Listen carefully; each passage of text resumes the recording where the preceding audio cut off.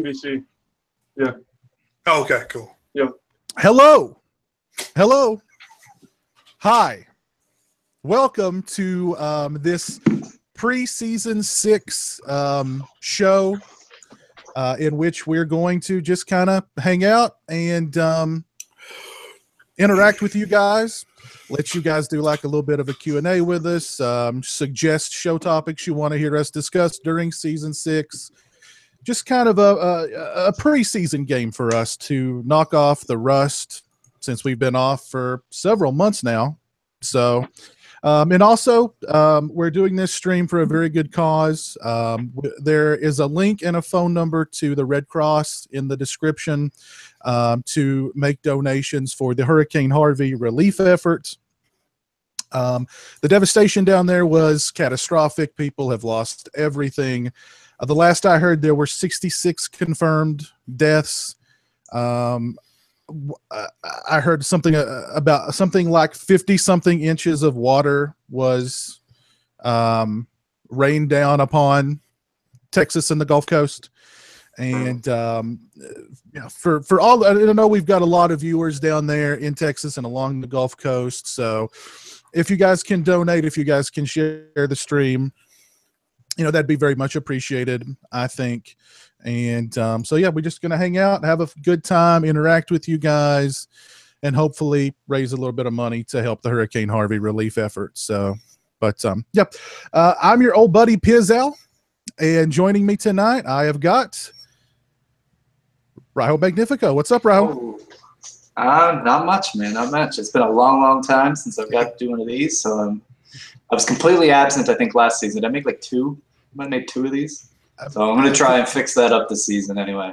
Cool. And make it to more of these, and especially this one for such a good cause. I can't believe, we had a bad storm up here in Nova Scotia the year before last, and it was pretty bad. And it's not even a fraction of as bad as it is right now in Texas, and now, working its way into Florida area. So our thoughts are with everyone, and we hope we can do just a little bit here today. So. Absolutely. Also with me tonight's Jay the Stingray. How you doing, Stingray? Hey, guys. Glad to be here for this. Great cause. What are we drinking tonight, Stingray? We got a little bit of black magic in there. We got a little bit of a breakfast blend. Black magic. All right. 6 shots of espresso. I wish. Mississippi Queen. Know what I mean. Also with me tonight is Orc. What's going on, Orc? How you doing, man? Dude, NFL's starting up. I'm memeing. I'm here for this cause, even though I'm broke as fuck. But, I'm still going to try and make it work anyway.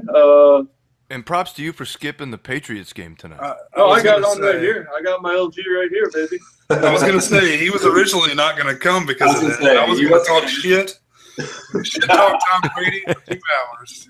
Dude, but I mean, it's fucking here. Like, I'm not fully healed yet, but who gives a fuck? Dude, people missing arms and legs and people suffering everywhere all across the world. Gotta stop being a little bitch. It's fucking September. You know what that means?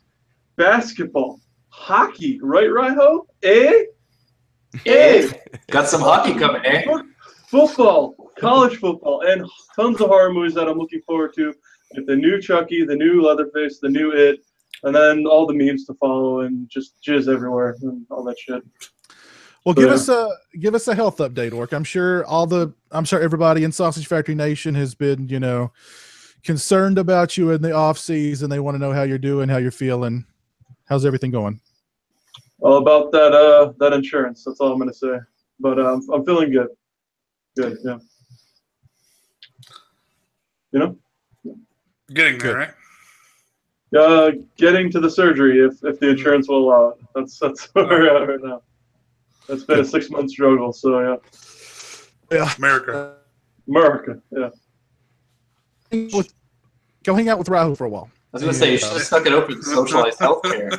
No. I mean the hospital hear me, man. Like when I was hemorrhaging, man, they got me in quick as fuck. It's just getting to specialists. I know it's tough in Canada. Yeah, lots and lots of money. Yeah, so. Which I don't have. Not because I buy too many Blu-rays or games, but yeah. Yeah, that's something we take for granted up here for sure. There's all kinds of people that would. Yeah. I'm glad No, you're no, doing no, well. no. It's no, but I was talking to Cole, and like I get seen within like a half an hour to an hour, usually at our hospitals. He says he goes like, you know, if his back. You can be there for days. Yeah, he's there for like 12 hours, and I'm like, okay, so we both have goods and bads. So it's not people go like in there for a fucking stub toe and stuff, right? Because they can. like I'll go to bed, I'll sleep 10 hours, and Cole's like, I'm still at the fucking hospital, man. Kill me. So it's kind of like in America, you'll die because they refuse you coverage, but in Canada, you'll die waiting for an appointment. Yeah, exactly. Yeah, pretty much. In fact, you're fucked either way. I think it was something like Nova Scotia is the worst for surgery waits in all of Canada. Like it's astronomical how long you can wait. You could be busted up and wait 6 months. It's crazy. Yeah. So. Well, here in Kentucky, you can go to the emergency room and wait unless you are hemorrhaging from the neck. You're like, have a seat in there. You know what I mean? Hey, Mr. Petersdale, how you doing? You're like, my arm is off. Have a seat. We'll get some duct tape. Go sit down. You'll be all right. You'll be all right. Yeah. And also joining me tonight, braving the incoming storm that's about to hit Florida, Hurricane Irma. B-Movie Mike, how's it going, Mike? So far, so good. Yeah, I'm currently, depending on which way it goes in the cone of uncertainty there. But right now they have it coming right up my ass, which is going to be great because I'm going to receive a blowjob sometime between Sunday and Monday. But I'm ready. Let's do this. A scheduled blowjob. Give it all you got. Ooh, with the Mountain Dew. Yeah, I was looking at the possible trajectories. I think there's 3 that they're thinking are likely. Either can go up the east side, and it may not hit Florida at all. It can hit like directly at Miami, or it can hit closer to the Keys area. Yeah, I think right now it went west, which put it right up the middle of Florida, which is going to go right up through Miami, right up through Orlando, out Jacksonville's asshole, and up into Georgia. So, yeah, it's going to be fun. If it hits Miami at a Category 5, it's going to be bad news, man. Be bad news, yeah. I brought up in the pre-show, Andrew, that happened in '92. A lot of you guys are like too young to remember that shit, but pretty much destroyed Homestead. And I'm sure those people are not looking forward to a repeat. Well, I was only 4 when that happened, but I remember Katrina, and I know it's happening in Texas right now. So, yeah. Not cool. I don't think Irma's going to have the flooding impact that Harvey had in Houston, but it's going to be, the wind speed is so damaging that it's going to level a lot of places. They're saying that if it does hit Miami, there'll be parts of it that will be uninhabitable for years. Oh, wow. Which could be, pretty drastic. I know right now the interstates are all going in north. You can't get south. They're evacuating everybody from the southern part of Florida, and so my area is full of refugees from the south part, and the gas is hard to find. You go to Walmart, there's no bread, there's no water. It's just a strip. I saw if you can get into Walmart, because right now it'd be kind of like a Canadian hospital. Good. I was just gonna say I went and got water and bread today. I'll play the fuck up here. But just if it tracks the wrong way, I mean, we won't get it anywhere near Cat 5 or anything like that, but we get, you know what I mean? And I guess it's just fucking Canada. We're so used to getting I was fucking dying, dude. I saw it was for first Texas and now Florida. It was like, a few grocery stores, and it's like, no matter how much water and bread and milk they buy, they will not buy these fucking potato chips. And it's just like a shitty Ruffles brand. And there's nothing all around it. And it's like onion and like Chipotle sometimes. I saw the same picture with clam chowder. It was like all the soup was gone except for the clam chowder. Clam chowder's good stuff. That's good stuff, man. But right now, I guess I have like 4 32 packs of water, and they're going for like $99 on the street. Oh, man. Yeah. What? Go up and make some bank.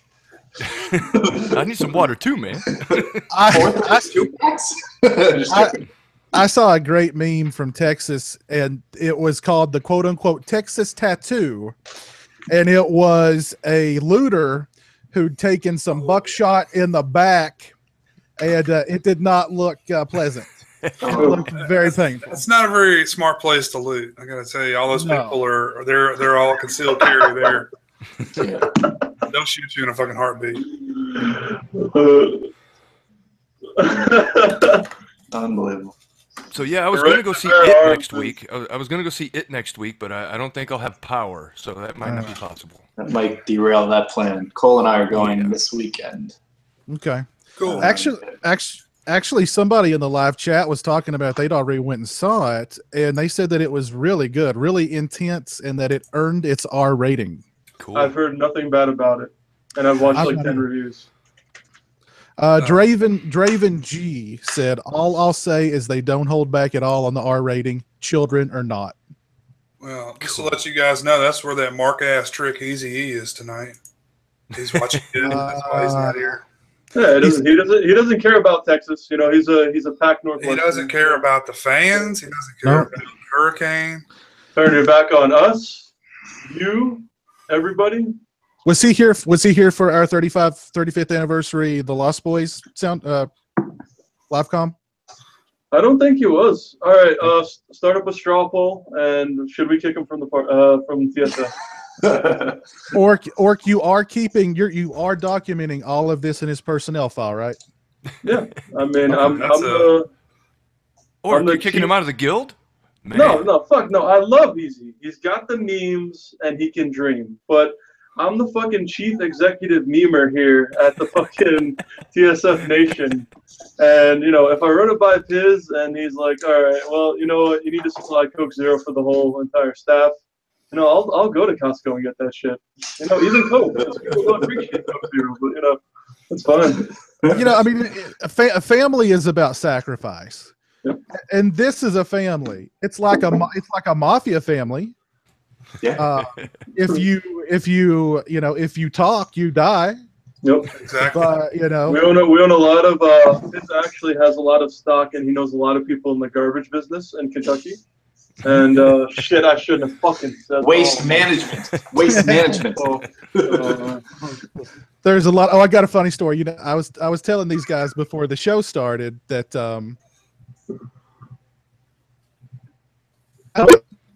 well, I took the guy from the dealership on a test drive. One of the dealerships around here. They won't just let you test drive the vehicle. The guy's got to come with you. Oh yeah. Yeah. So I was like, okay, you want to come with me? We're going to my house. So we start. So we start driving out, and I go, if you're wondering where I'm taking you to my house, and I'm gonna kill you. And he looks at me and he goes, it wouldn't be the first time today I've almost got killed. Jesus. So who knew that was a dangerous gig? that's a dangerous gig, apparently. Wow. Kentucky Chainsaw Massacre. There you go. I was then I was like, look, you're gonna give my mom a deal, right? Because I will for real kill you. So show him your movie room. He probably would get scared. I tell you what. I had some guys in here the other day. I love it when people come in here for the first time because they do this. They go, they give it that kind of look, and you know, and most people are just kind of like, you know, they look it over and they're like, oh, you know, you like horror, don't you? There was one guy in here looking at there was one guy from my ISP in here the other day, and he was like literally just the whole time, just like looking around, you know what I mean, the whole time. And eventually he goes, "You got the DVDs, don't you?" And I go, I got a few. Dude, when I was getting my new modem hooked up, the guy had like okay, religion and shit aside, he had a cross tattooed on his forearm, and I had the Friday the 13th website open. And I was just like, oh man, thanks for coming over. This is really awesome. And then he just looked at my monitor and he was just like, oh my god, this is going to be a Stephen King story soon. Sorry, man, I didn't mean to offend you. Yeah, that's the way it was when I was selling my house. I had my my movie room set up and posters and shit all over the wall, and I had a hidden camera set up in there so I could make sure nobody was going to steal any of my shit when I wasn't there. And it's hilarious the kind of stuff people say when you're not around. Like the realtor be showing the house and be like, "Oh man, some freaky shit back there." Or they go into your room in your man cave, and they're like, I just don't know, like, if he's like, is he okay? Is he all right? Like, we don't need another Columbine. It just happened. Like, you know. But I love to gauge the reactions, because the reaction is always like, whoa, you know, and like, you know, like they don't know what. And then you're like, I like Star Wars and Jurassic Park too, and they're like, all right, cool, have some burgers at my place. Like, I should be like, sit down, sir. Let me talk to you about Jesus. And, you know. So. Do you have a minute to talk about our Lord and Savior? Exactly. And by that, I mean Satan. Leatherface. It's like, I do, unless you're a Jehovah's Witness and you come to my fucking door every day. Then I don't. Then I'm good. There you go. Well, you know, we've not had a Sausage Factory show since our live commentary to celebrate the 35th anniversary of The Lost Boys. We really didn't do anything else this summer. I'd kind of wanted to do like a summer movie kind of show, but you know, time flies. What were some of your all favorite summer movies that came out this summer? Fuck. Well, this is a pretty bad summer. It's like it fizzled really quickly. I think the only thing that I saw was Spider-Man. Honestly, I'm just trying to think if there's anything else that I caught. Yeah, like I saw Guardians of the Galaxy. Like, got it on demand the other day or something like that. I like both of those. I was happy with both those movies. I can't think of anything else that I saw though. But Spider-Man was really cool. I mean, I didn't expect much. I don't know. Like, I'm sick and tired of the whole kid Spider-Man thing. I don't know about you guys, but I am too. No, yeah, pretty much. You know, I think that was my only problem with the film. I'm sick and tired of 15-year-old Spider-Man. Yeah, like I liked it. I thought there was a lot of interesting choices in there. And he had to be babysat by Tony Stark every time. You know, I don't know. There was some things I had wrong with it, but it was pretty good. It was decent. Yeah, it was all right, I guess. I liked his quips. I liked the fight scenes. I mean, you know, they did the whole like the whole thing at the end with, I don't want to mess anything up, the Michelle character. They kind of hinted toward who she might be, and there's a couple of things that I was just kind of like, are you serious? Yeah. You know, I had a couple of moments like that. So, but overall, I liked it. I definitely liked it more than the last two, which is insane. The last three, I guess. So, yeah. It was a bit too much of like snarky teenagers for me, but yeah. Did he need the kid in the chair? I mean, yeah. You know what I mean? There was a lot of little things that didn't add up, but overall, it was decent. I feel like it's one of those situations like I know Kevin Feige. I don't know how to pronounce that man's last name. Feige, whatever the hell it is. Yeah. I know he was involved with it, and there was this whole thing where Sony and Marvel were working together and all that stuff. But I kind of feel like what happened was Sony said, we're going to make all these stupid changes, and Marvel made it work.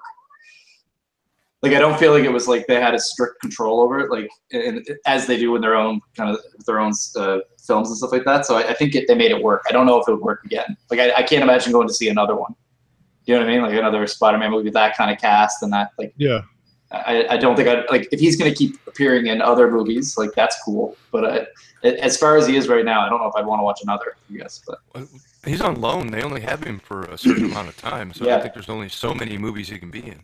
yeah, so he's going to be in Infinity War, I guess. And yeah, I don't know. A lot of people seem to think that he'd be like because eventually they're going to have to start closing up shop on some of these film series. They've been doing these movies forever now. So they're going to you're going to see Iron Man go away. You know what I mean? You're going to see some of these characters go away, and they're going to be left with guys like Spider-Man, and like he's this annoying kid for the most part. Like it's pretty good, but you know, I can't imagine him carrying the rest of them. So I'm interested to see what happens in the next couple of years, I think. Would you like to... Go ahead. Go ahead. I was gonna say, would you like to see like a 45-year-old Spider-Man? Like, Yeah. wouldn't that be cool? I mean, Not necessarily like Batfleck dark, you know, but you definitely a middle-aged Spider-Man that's been through some shit. Mhm. That'd be kind of nice to see a self-reliant Spider-Man with some confidence. That'd be kind of cool. A divorced, you know, he's been divorced from Mary Jane. They've got a couple of kids. You know what I mean? He's got like a pot belly now. Maybe he drinks a little bit too much. Well, that new Spider-Man game that's coming out for PlayStation. like that's sort of like, you know, Spider-Man's been at it for a while. It's like a mature. He's been doing this for years, kind of Spider-Man. Like, why can't they make that movie? Why do we have to keep watching this teenage Spider-Man? Like, I didn't grow up with a teenage Spider-Man. Like, I know that there was, you know, in the early years, but anyway. Yeah, they better do something with Iron Man. I mean, was it the 10th anniversary of that movie's next year? Yeah, like it's. So Robert Downey Jr. is not going to be around for much longer, so they're going to have to do something. Yeah, that's what I'm thinking, right? And they can't replace him. No, they got to kill him or something. Yeah, they can't replace. Here's your new Tony Stark. Sorry, won't work. No. Yeah. No, they're too ingrained now. For sure. What about you, Stingray? Did you see any movies this summer that stand out? I'm trying to think of what all I mean, I didn't see very many. Like it's like I saw a few at the beginning of the summer, like really before the big summer movie season got started. And then I saw War of the Planet of the Apes is probably my favorite thing I saw. Okay. This summer. I liked it quite a bit. I haven't watched any of the new Planet of the Apes movies. Oh, I love them so much, man. They're like my favorite. Give them a try then. If you're endorsing them, I'll have to give them a try. I like the originals. It's been a long time since I've watched the originals. Sure. When I saw the first preview for the you know, ended up being the return or whatever it was, or the first of the new series, I was kind of like, eh. So I just never watched it. So I'll check it out. I was the same way, man. But I got to tell you, they, you know, with the motion capture and everything, it looks great, and the emotion they're able to capture with the apes is just amazing. Is it Andy Serkis too that plays? Yeah. Okay. He plays Caesar. He plays Caesar. Okay. I think some of the negative about when these films started coming out was the bad taste left by the Marky Mark version. Yeah. That came out several years before. I think that kind of had, you know, put a wall of negativity it had to get over. I think I saw the first two. I thought they were good. I really have no interest in the third one, but I'll watch it eventually.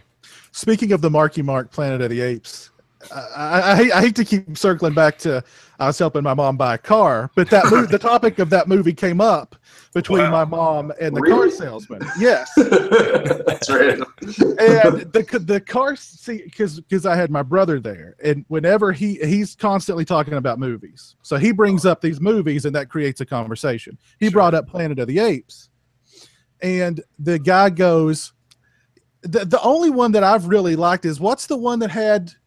What's the Wahlberg? And I said Mark Wahlberg, and my mom goes, that was awful. And he goes, yeah,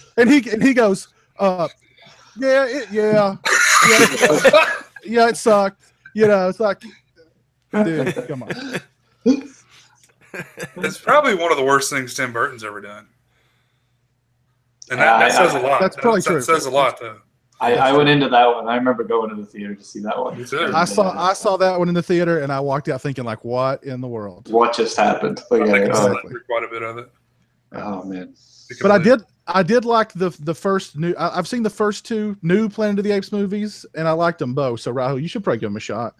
I will. If you guys endorse them, I'll give them a try. I missed out on the last one. It was just one of those that came out right around the same time as like Dunkirk, and for some reason I just was not going to the theater at that point, and I've missed right in the middle. Like I caught some at the beginning of the summer, I caught some at the end of the summer, but like right in the middle, I just fell off. I know a lot of the stuff you're going to bring up is stuff I wanted to see. I just, you know, couldn't get out there to see it. I was able to see both of those, that and Spider-Man, because I brought my kids with me. Mm-hmm. So, you know, that was one excuse I was able to use. What about you, Mike? Did you see any good movies this summer?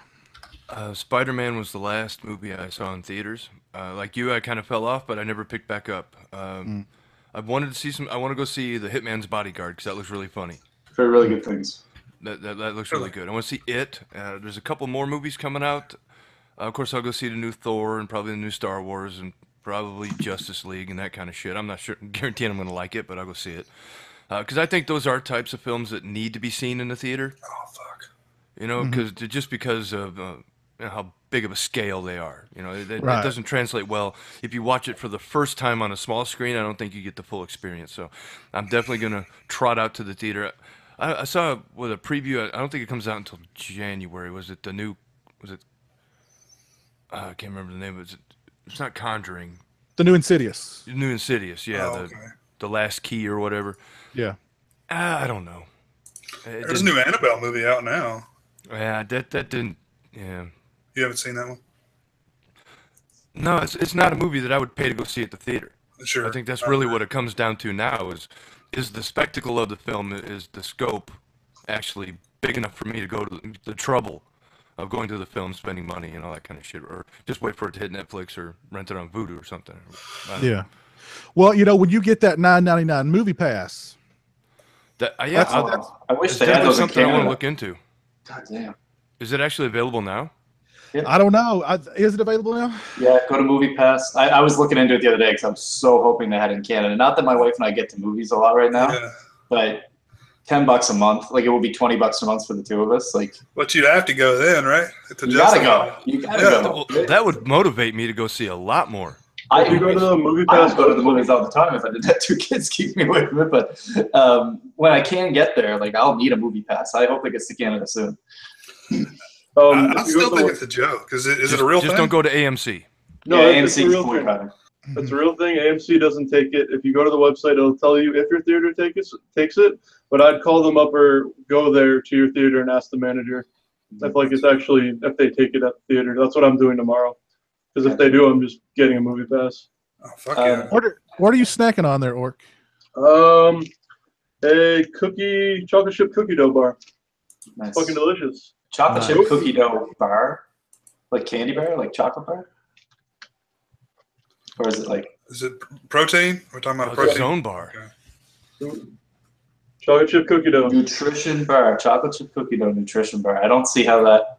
It's healthy equates. garbage. If you're not trying to be a complete like fat ass who's on TV, it's way better than eating like Ben and Jerry's and like Snickers and stuff. I was just thinking about going up and getting my ass a bag of Doritos. So you're doing better than I am. Back to Movie Pass though, just because like I want to get back to it because people think how is this going to work? How is this going to work? Whatever. But I read the other day an article about Hollywood doesn't know what to do after the abysmal summer. Like all the studios are trying to figure stuff out. And now they're pushing this whole to the home bullshit again. We got to get them in the home. We got to get them in the home. I'm like, you got to get movies that don't fucking suck. People will go to them. Make a movie we want to see. Yeah, like people will go. People have gone to the movies forever. They're not sitting at home like, damn, I wish I could stream that new. I mean, they probably are, but like you get. I seem to think that they incorrectly think we want franchises, we want universes, we just want good movies. Well, so the other day, like I would say this for a while. I know I'm not the only one that's saying like if they would just make some smaller budget, good movies, don't go so nuts, don't spend $200 million friggin' dollars to make the movie or whatever. They start making some bank. So MGM reopened Orion the other day. And they're going to do they're going to do like $10, $50 to $60 million budget, like rom-coms, comedies. So it's like finally maybe there's a shift in the right direction there. I hope they go that route before they go, let's get these movies on people's screens for $30. Because people will do that. They'll stream it for $30. well, people are saying that the movie theater will not be around in 10 years. And that's disturbing. So well, not as we know it, but the stuff like Alamo Drafthouse, right? Stuff like that will be around, but that'll be it. It'll be very niche. It'll be very niche. It'll be like the dinner theater with the beer and the screen, the whole experience. Yeah, I want to go see a movie. All right, when's it playing? Oh, we got to drive 2 hours. No, I'm good. Let's stay the home. matinee will be dead. Well, but I mean, what's good? Like one of my theaters nearby here in October, every Friday they're playing a horror movie. They're playing Friday the 13th, The Exorcist, Texas Chainsaw Massacre, Halloween, of course. More theaters should do that because what they're getting, the movies that they're getting suck. Nobody's going to watch them, and all they got to do with Halloween or Friday the 13th or these movies is pop in a Blu-ray or a DVD, and there you go. Yep. They're not checking my theater now to see what they're doing because they do stuff like that too. I never thought to look. Yeah. So that's awesome. As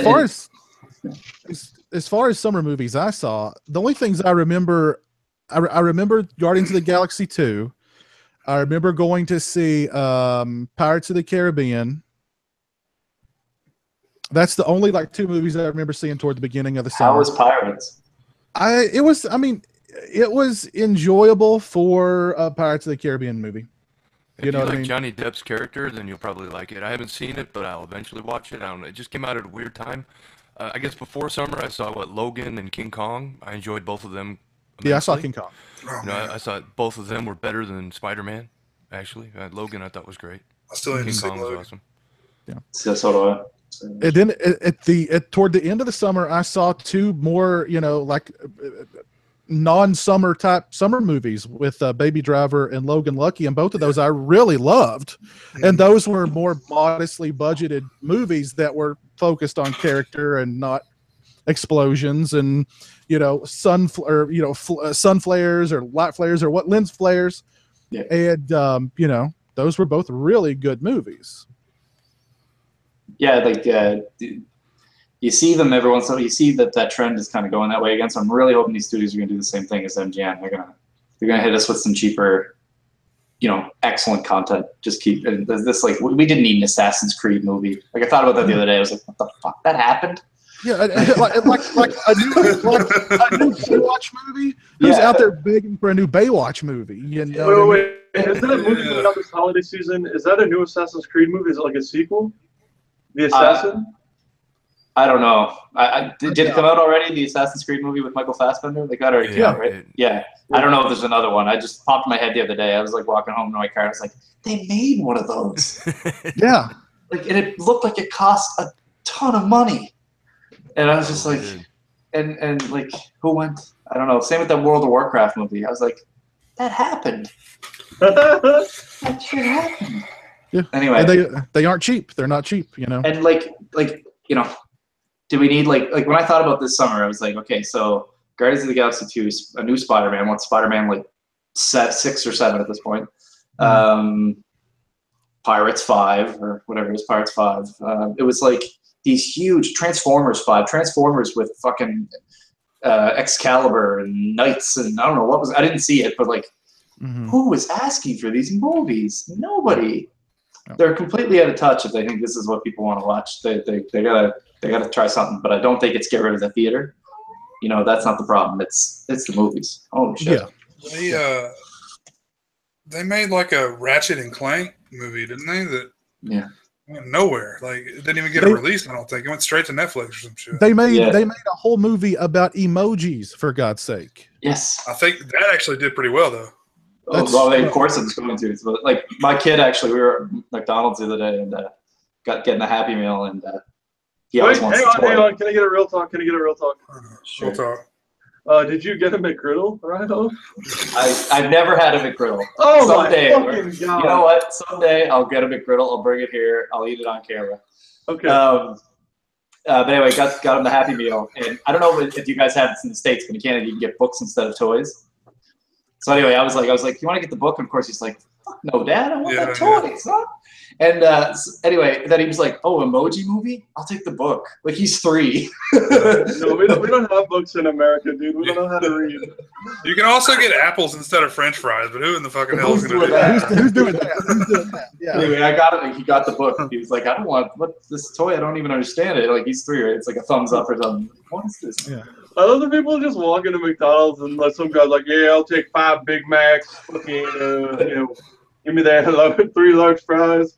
And then you see some supermodel bitch walk in and she's like, I'll take give me a salad, just what's in the salad? They're like, I don't fucking know. Why did you go to McDonald's? He's like, dude, I just got out of prison 3 weeks ago. What the fuck are you asking me for? Yeah. This is so rude. I didn't get these teardrop tattoos by being nice to bitches, all right? Now, do you want ketchup or not, bitch? Jesus. Do you want ketchup on that Caesar salad? Maybe a few patties and some cheese. How many calories are in your blizzards? Oh my God. McFlurry. Let me give a shout out to some people who are watching the show tonight. Our buddy DJ Donnelly's with us. Our buddy Joseph Perdue's with us.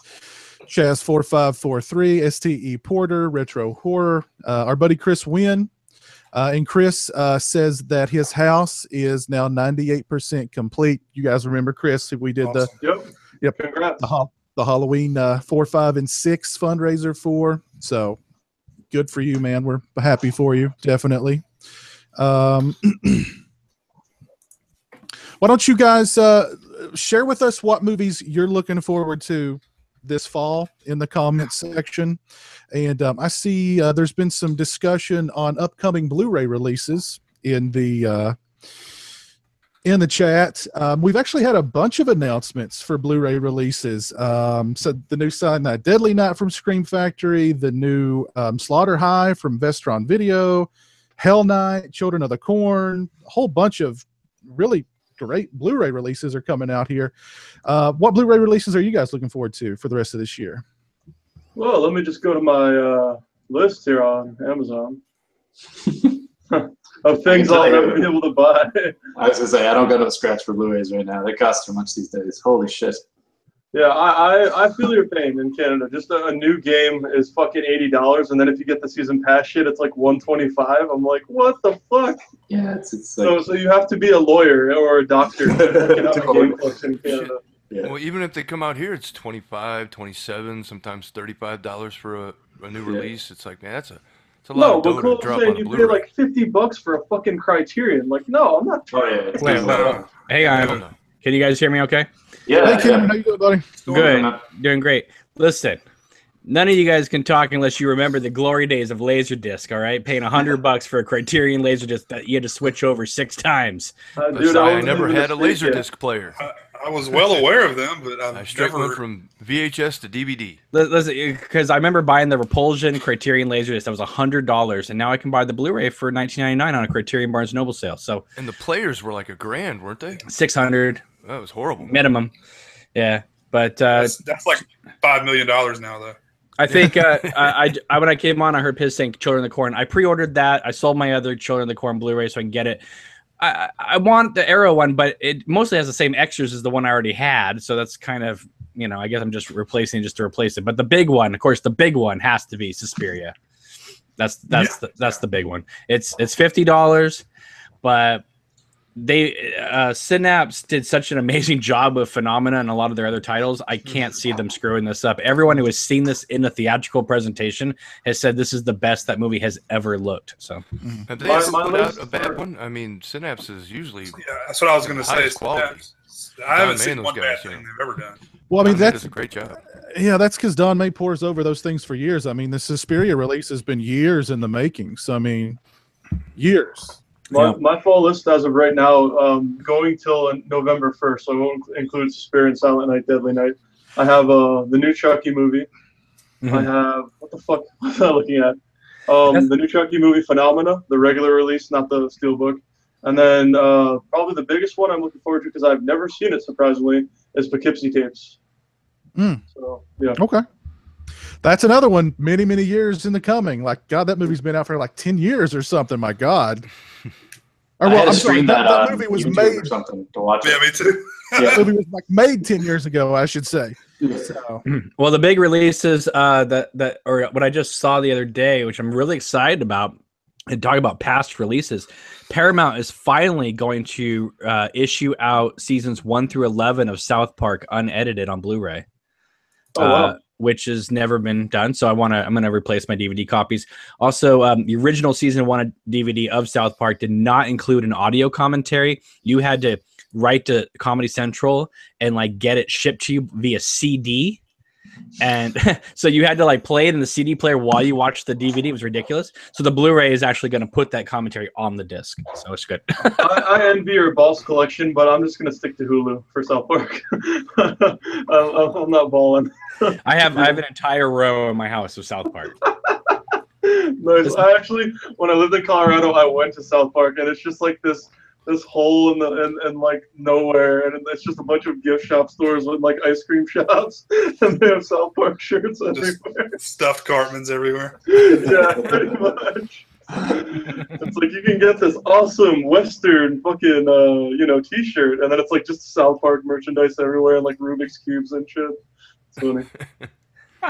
I do want to mention that our old friend Cole is Gay is back in the chat. Whoa, back again. And for those of you, and if those of you guys are interested in Scream and Shout Factory, they just released the pre-order for Matinee and American Gothic today. Mhm. And I'm pretty sure Matinee they're going to do right and probably put the full Mant movie on there that was on the Laserdisc, which has never been on DVD. So,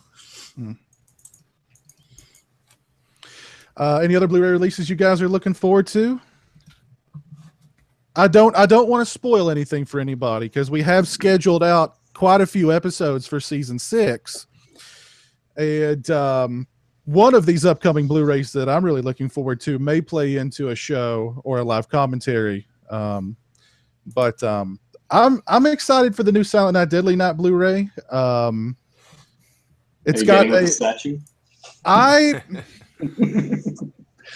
It looked awful good right there on the shelf. I know. I posted on social media, and I said when I first saw the posting, I was like, "Oh man, that looks awesome." Then when I clicked the link and saw how much it was, I was like, "Holy crap, that's expensive!" Wait, how much is it? It's $64. But I guess when you break it down, I mean, a brand new NECA figure is going to run you about $25-$30, and then a brand new Blu-ray is going to run you about the same. So that is true. But Piz, I wouldn't worry too much about that because for $250 you can get the Cabal cut. That's right. I've got that. I've got that one pre-ordered. But you can't forget that that's $64 American. It's about what, $120 there in Canada. I was going to say exactly. I was going to say if it's $240 there for the Cabal cut, I don't even want to think about it. It must be like $500 like It's like $700 in Canada. I still haven't seen that fucking cut of the movie because I can't bring myself to. I'm boycotting the shit out of it. Right, I was like, "Fuck you guys!" That's a. I waited so long for that, and I was on my deck, sitting back with a cold drink, gonna hit pre-order, and I was like, "What the fuck is this?" And then the moose head just drops to the floor and shatters everywhere. Are there people who are that dedicated to the Cabal cut that they will pay $250 for a Blu-ray of it? They noticed they had some left on the fucking rack somewhere. Like, now you said with the figure, but you said with the figure, but for a single movie that's jam-packed with extras, like not including the figure, the most I'll pay, no matter how special edition it is $50 US. I can't go over that. I just can't do it. I agree. Can't find the reasoning. I get really uncomfortable when it goes above 35. It's got to be something really, really special. That better be the bomb shit edition if it's over 35. You know? Exactly. Yeah. And it better not be VHS quality. Better come with some free head or something. But no, I was looking. The only thing that I pre-ordered coming out in the future is the Rawhead Rex. Oh yeah, nice. I want to see that so bad too. If they could have gotten like a Barker commentary on that thing, that thing would have sold even more than what it is now. Yes. I just want it. Like, I think it actually came out on DVD, but it's way out of print, and I've got a VHS that looks terrible. So I had one of those. Go ahead. No, I was going to say it, just a silly fact. That's all. I was going to say that I remember for the longest time nobody had ever heard of Rawhead Rex. Mm-hmm. I had been talking about that movie for years. I love it. And what's that? I never heard of it. So now I'm glad that it's finally, some light is being shed upon it, and I hope they do a good job with the Blu-ray. Clive Barker says if you ever catch the South Bank show on YouTube that he did an interview for, he said that when he saw Rawhead Rex, he realized that if he was going to adapt one of his own movies, that he couldn't do any worse than Rawhead Rex, so that's why he made Hellraiser. So if Rawhead Rex hadn't been made, we wouldn't have gotten Hellraiser. That's pretty cool. Hellraiser. Oh my gosh. There you go. That movie's always been mythical to me. Like I had a very vast horror library at my video store. It was a huge wall, but we did not have Rawhead Rex, and I'd see it in like magazines and shit. Right? You'd see like the creature effects and stuff like that. I was like, God damn, I want to see this movie, and I've never ever gotten my hands on it ever. So now you have 4K restoration. I'll probably pay $100 for it. Wasn't there another Clive Barker film that came out around that same time as well? It was like, or was it just Rawhead Rex and then there was Hellraiser? Was there another one around? I thought there was something else that was kind of, maybe not, but yeah. Shit. That's a good question. I'm trying to think. I don't know. Yeah, I'll search it out, but I still want them to finally adapt maybe The Thief of Always. That would be a great thing to do after 30 years. They kept telling. They even almost tried to do it as an animated movie one time. There's so many of his projects that everyone's like, "Oh, we got to see that. You got to make that into a film." And I'm like, I just can't. It's so hard. I mean, if HBO ever did like a Magica or Weave World or something like that, that'd be pretty awesome. That would be incredible. But it's so hard to. But I mean, look at fucking Stephen King right now. Like I turn and I look at like a billboard and I'm like, it's another Stephen King adaptation. The Gerald's Game just came out on Netflix, or it's coming out soon. Yeah, it's coming out, the 28th, I think. We got hit. They just did Dark Tower. This guy's like, he must be just sitting back, just. He has done what Victor Miller is trying to do with Friday the 13th. Mm-hmm. All of the he's gotten back all the rights to the Dead Zone, Firestarter, Salem's Lot, all those early adaptations he now owns again. Mm-hmm. And I guarantee you they will be with Sony to continue this King universe. I can imagine he has a big pool, but instead of water, it's cash. Well, and he just swims in it every day. And a lot of those he sold for $1. He's not selling them for $1 no more. No, you know what I mean? There's this hot new horror writer out there. His name's Stephen King. Yeah. But when you see the reaction and like you were talking about all these new Stephen King adaptations, I thought, is it 1983 again? I mean, what's going on? Yeah. It's like all of a sudden it's the Stephen King Renaissance again. I mean, back then it was like, there was this new Stephen King movie every 3 months that came out, and now we're hitting it again. I'm waiting for the Dean Koontz revival. Where's the Phantoms universe? Well, Dean Koontz. The Bomb Phantoms. The Bomb Edition. The Bomb Edition. That'd be awesome. What about Slaughter High, Mike? I know you're a big fan of Slaughter High, as am I. Are you looking forward to that Blu-ray? I didn't even know it was coming out, but it's coming out. It'd be nice to have a good edition. Hopefully, because the one I have is VHS quality DVD. So yeah, definitely, I like the movie.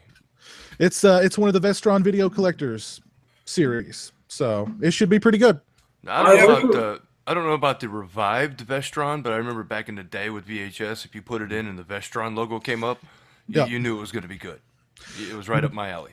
With me, if it was Vestron or New World, I knew I'm in for a good one.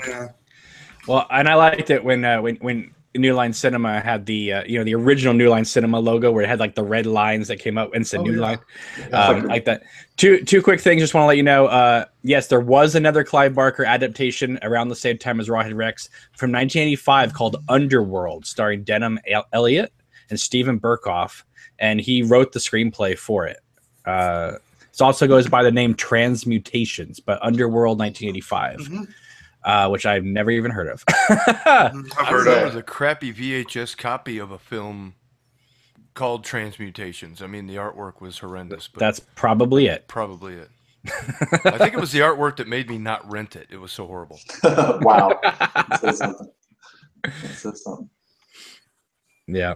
I mean, Piz, do you think that this is a wise move for people? I mean, maybe not Victor Miller, but do you think what Stephen King is doing, do you think it's a wise move for artists and writers like him to have maybe some sort of say as to who can adapt his work so that we don't just get like a lot of crappy, sometimes they come back again, type of movies? Yeah. Well, I don't know, because he doesn't like the original Shining, but his version of it, the TV version, was it really better? No. So I don't know. I don't know. I'm almost excited to see, I would like to see,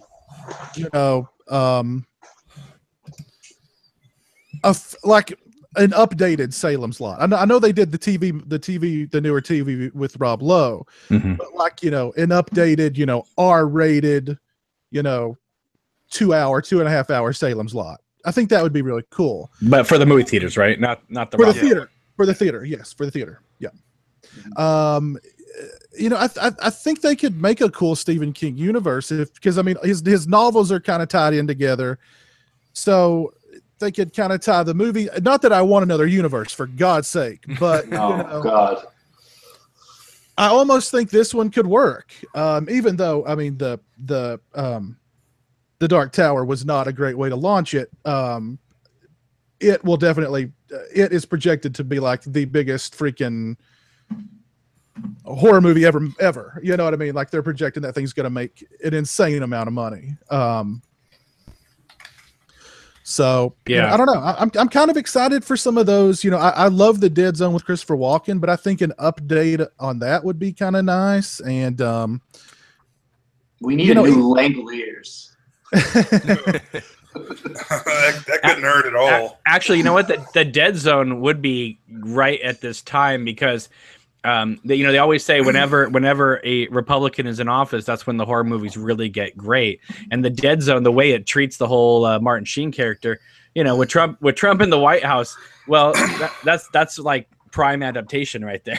All right, real talk. Sorry, Jay, but whenever I turn on Fox News, that is a good horror movie. Oh, spicy meme. I mean, they did do that not a sitcom, but that series with whatever his name Michael was. Hall. Yeah, they did that for quite a few years. So. Oh yeah, I forgot about that. Yeah. Wasn't that like the mid-90s? Because I remember that being on like after Raw or something. Like when it I came think on. so. Yeah, Is there?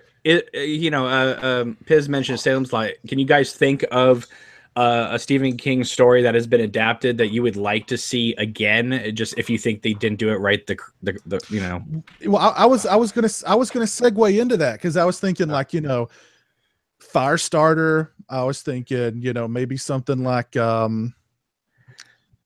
Is it going to be blasphemy if I say Pet Cemetery? I think that could be done better. I liked it. I'll piggyback off of what you said. I think Silver Bullet's a great movie, but I just an updated version with like non-shitty CGI and practical effects. I think that would be good. Mm-hmm. Yeah, you're never getting practical effects. Okay, sorry. I don't know. Some of those movies. I can dream. Can they be remade? There's a certain charm to them. I think a certain innocence to some of those old, like Dead Zone. I really don't see it being improved.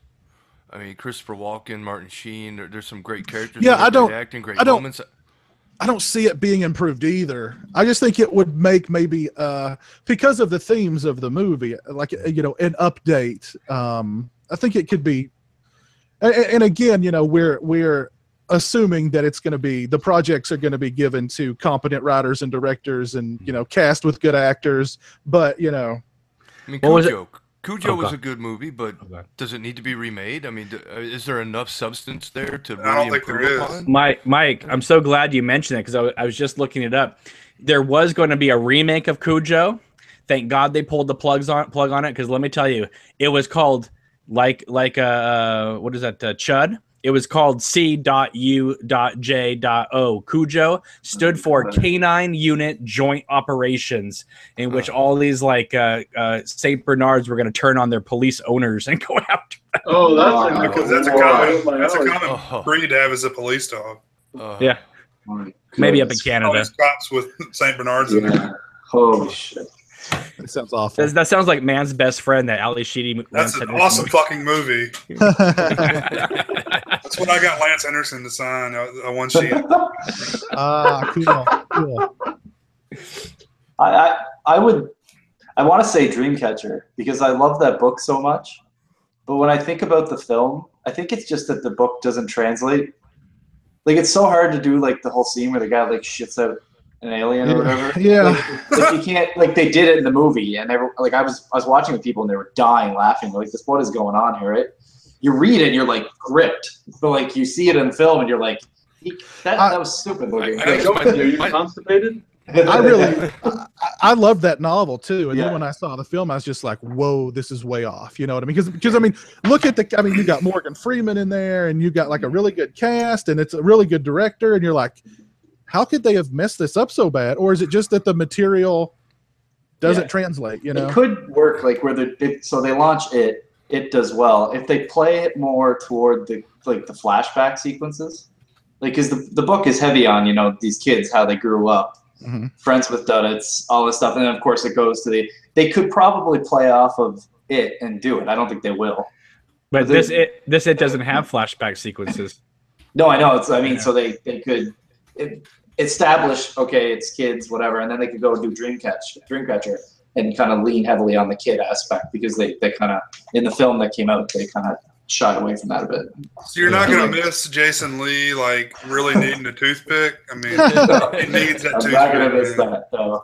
Samuel L. Jackson. I enjoyed that book so much that I guess I kind of liked the movie a little bit more because of it. The one thing that really didn't work for me was Jonesy. He was hiding in his brain because the alien had taken over his body. And I didn't like how that played out in the film where it had the actor do the voice of the alien while he was talking to himself in his brain. I know that didn't work for me at all. I like the idea, though, of the guy having the ability to wall off a certain part of his brain where he could hide from the alien to keep the knowledge away from him. So that could have been great. So, yeah, I would like to see a remake done. And I would like to see, even though I haven't seen Dark Tower, I would like to see a series based on the Dark Tower books because I just don't think they could capture. Yeah, that's got to be at least more story. than one movie, right? I feel like it is too much to make one movie out of. Well, I guess if this one's good, they're going to make the one with the adults. They've already said it's going to happen. Wait, so this movie doesn't even have the adults in it? No, It's all about the kids. And in fact, Piz, are you the one that told me? Because I just heard this that they think this is such a going to be a huge hit that the next film might not even be the adults. They might do this like Nightmare on Elm Street, where then it's when they're teenagers, then when they're young adults, then like where they do like 5 films. I didn't hear that, but I heard he's putting his head down. I didn't hear that. I heard the next movie will be they've already said that it too is going to happen. Right. And it will be the adults. That's what I've heard. But they're looking at extending it beyond that and turning it into its own franchise and having Pennywise be like the new Freddy Krueger. Because they're saying that Sarsgaard guy is so good as Pennywise that they can just leapfrog into a whole series of. We've made 4 Insidious. We're gonna have 10 Conjuring films by the time all the sequels. 20 they're all in a retirement home. We're having Saw, Jigsaw, Legacy, whatever's coming out. I mean, believe me, it's not gonna be 2 films and done. As long as the one in the nursing home's like Bubba Hotep, I'm in. But the great thing is that the critics, I mean, when the bad It comes out, when like if it's part 2 or part 3, they're just gonna call their review shit. So. There you go. We need to get like a Stranger Things It mashup. Well, one of the kids is in it, both. Yeah, I know. Yeah. Now there's something I'm looking forward to. Stranger Things too. Yep. Man. I missed on that one. How's it only about the kids? That's so stupid. I like the first season of Stranger Things, but I'm not really eager to watch season 2 for some reason. Neither am I. They got me. I am. I love the cop in that show. He's just like always drunk and smoking cigarettes, and he just fucking hates his life. That's like me. I'm just like, fuck. He's trying to kill himself as fast as possible. And he just got cast in something. What did he just get cast in? You're right. Stranger Things 2. No. He got the lead in some movie, like our big one. It too. You know, of course, my brain just I get here after work and I can't remember. Yeah. You're a true Hollywood insider. What the fuck are you doing, Cameron? I know. So I'll find out. While you're doing that, let me remind everybody that part of this stream is dedicated to helping raise funds for the victims of Hurricane Harvey in Texas and along the Gulf Coast. I've put links to the Red Cross in the description and the phone number for the Red Cross in the description. If you guys can donate to help that effort, please do so.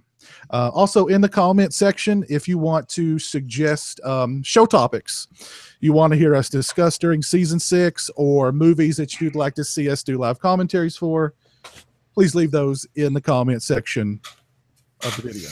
All right. Is that the number where you would text like $10 to Red Cross, or you could just do it with your phone? That I'm not sure. That's their 800 number. I don't know.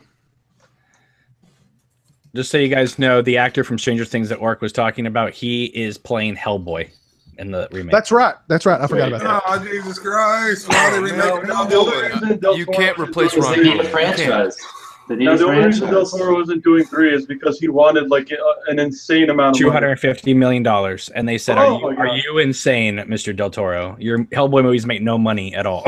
And he goes, I do think I'm not. He's an insane genius is what he is. Well, the problem with Del Toro is that he makes successful movies, and so he has great ambition. But unfortunately, his movies make no money, and so that ambition doesn't get the funding.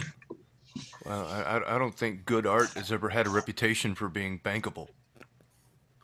He's one of those guys. Until well after the death of the artist. It never started that way. Like, hey, what can we do to cash in a bunch of money? And it turns out to be like really respected project. Like, The thing that sealed his deal was Pacific Rim. That movie should have made $500 million, and since it didn't, they went, no, you can't even do a giant robot fighting movie and make that kind of money. I like that movie. That's a good one. I love that movie. China really loves that movie. I think the thing about Del Toro is he's one of those guys that probably, I don't want to compare him to Carpenter, but 10 years from now, 15 years from now, people are going to look back on like Pacific Rim and go, that was a freaking masterpiece. Or they'll look back on some of these movies that nobody, that were, 10, 15 years from now, we'll be talking about him like we talk, maybe not like exactly how we talk about Carpenter, but, We'll be doing a Crimson Peak commentary next week. Yeah, he did Crimson Peak, and although I wasn't impressed with the story, I love that movie. I mean, it was his film in December that's coming out. I'm pumped for. The Shape of Water. Yeah, Shape of Water. Yep. I had no idea what that was about. I kept hearing the title and thinking whatever, but like, is it about like the Gill Man? It is. Yeah, I think so. The creature, like that is cool. I had no idea. A guy's getting experimented on, and like there's doctors that don't want to do shit and scientists, and then a woman gets attached to him, and it's shit goes wrong. It's kind of like Splice, but not really, and it's going to be way better executed, if that makes sense. Kind of. It's a period piece too, isn't it? Yeah. That'll be interesting. What period? I have no fucking clue, but. That's cool. Yeah. That's very cool. Did you guys see The Cure for Wellness? I've wanted to see it, but I keep putting it off. I've heard that it's really good, but then it gets like super disgusting and like it turned a lot of people off toward the end. I'm not sure how they have you seen it, Stingray? Mm-hmm. Yeah, does it get super disgusting toward the end? I wouldn't say so. I've seen a lot of disgusting shit. Okay. It didn't turn me off, but I just like to hear what somebody else thinks about it because it seems like it kind of just fizzled. It came and went really quick. Yeah, it's was it Gore Verbinski? Mm-hmm. Yeah, I heard a lot of really good things about it, but I've just not had the opportunity to sit down and it is like 2.5 hours though, isn't it? It's kind of long, right? That seems about right. Yeah. Yeah. Okay. I was really moved by your video the other day, Piz, of that you made of the Black Maria Texas Chainsaw Massacre. That's something that I like you, where it's like I'm not going to get that, but I really loved what you said, where you said that because we don't have Toby Hooper anymore, you kind of have the soft spot for things that remind you of him, and same thing for me. It's like I almost want to pull the trigger and get the Life Force Blu-ray, the reissue Blu-ray the Scream Factory did, just because it's got a commentary and a huge 2-hour making of on it and stuff like that. That's a great Blu-ray, by the way. Is. Yeah, that's a great beautiful Blu-ray transfer. Yeah, Tilda May has never looked better. No. and that's just I only in the 80s could you have made a movie that's that like it's so. It's super sleazy. B, it's epic. It's like it was like Canon Films' most expensive movie, and it's absolutely off the wall crazy. But it looks phenomenal. I've always really liked that movie a lot. But I mean, I can understand. I'm sure when that thing came out, people were like, "This is what in the world am I watching?" Well, remember what we got in America was the abridged version too. So the Blu-ray is the international cut. So. Oh yeah, yep. Well, the thing with Toby Hooper, and we're definitely for season 6 we're going to be doing a Toby Hooper tribute as well as a multi-part George Romero tribute. So that's something to look forward to. Well, like this crappy Blu-ray I have from Echo Bridge of some movie called Salvage and Mortuary, which I've never seen, but I picked it up once because I saw that Toby Hooper did a commentary on Mortuary on this Echo Bridge Blu-ray. I mean, get it for like $3 online, but I mean, it's kind of cool. I've seen Mortuary. It's definitely not his best. It's not among his best, but I think when you think Toby Hooper, you just think Chainsaw. And I mean, that's a testament to how good Chainsaw is. And granted, Toby's career was it was more front loaded with the good stuff.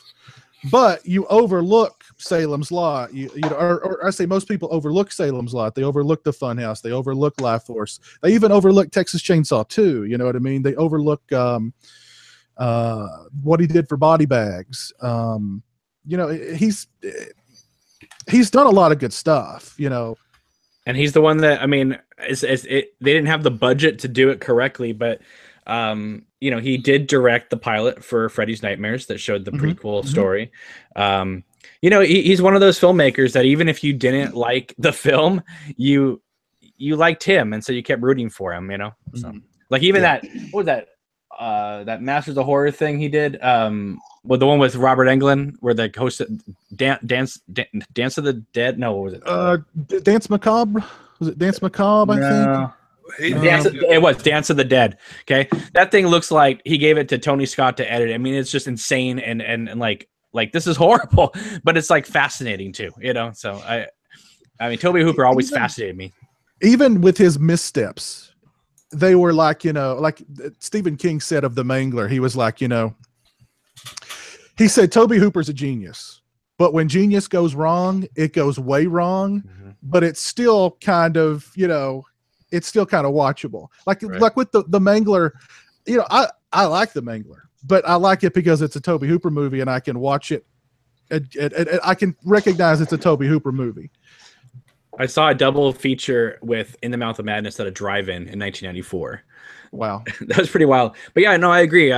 There's a film critic, Pauline Kael, who says, you know, this movie, you know, he's talking about another movie, but you can apply it to what you're saying about Tobe Hooper. This movie is a mess, but it's the kind of mess only a great filmmaker makes. Hacks never go that far wrong. Exactly.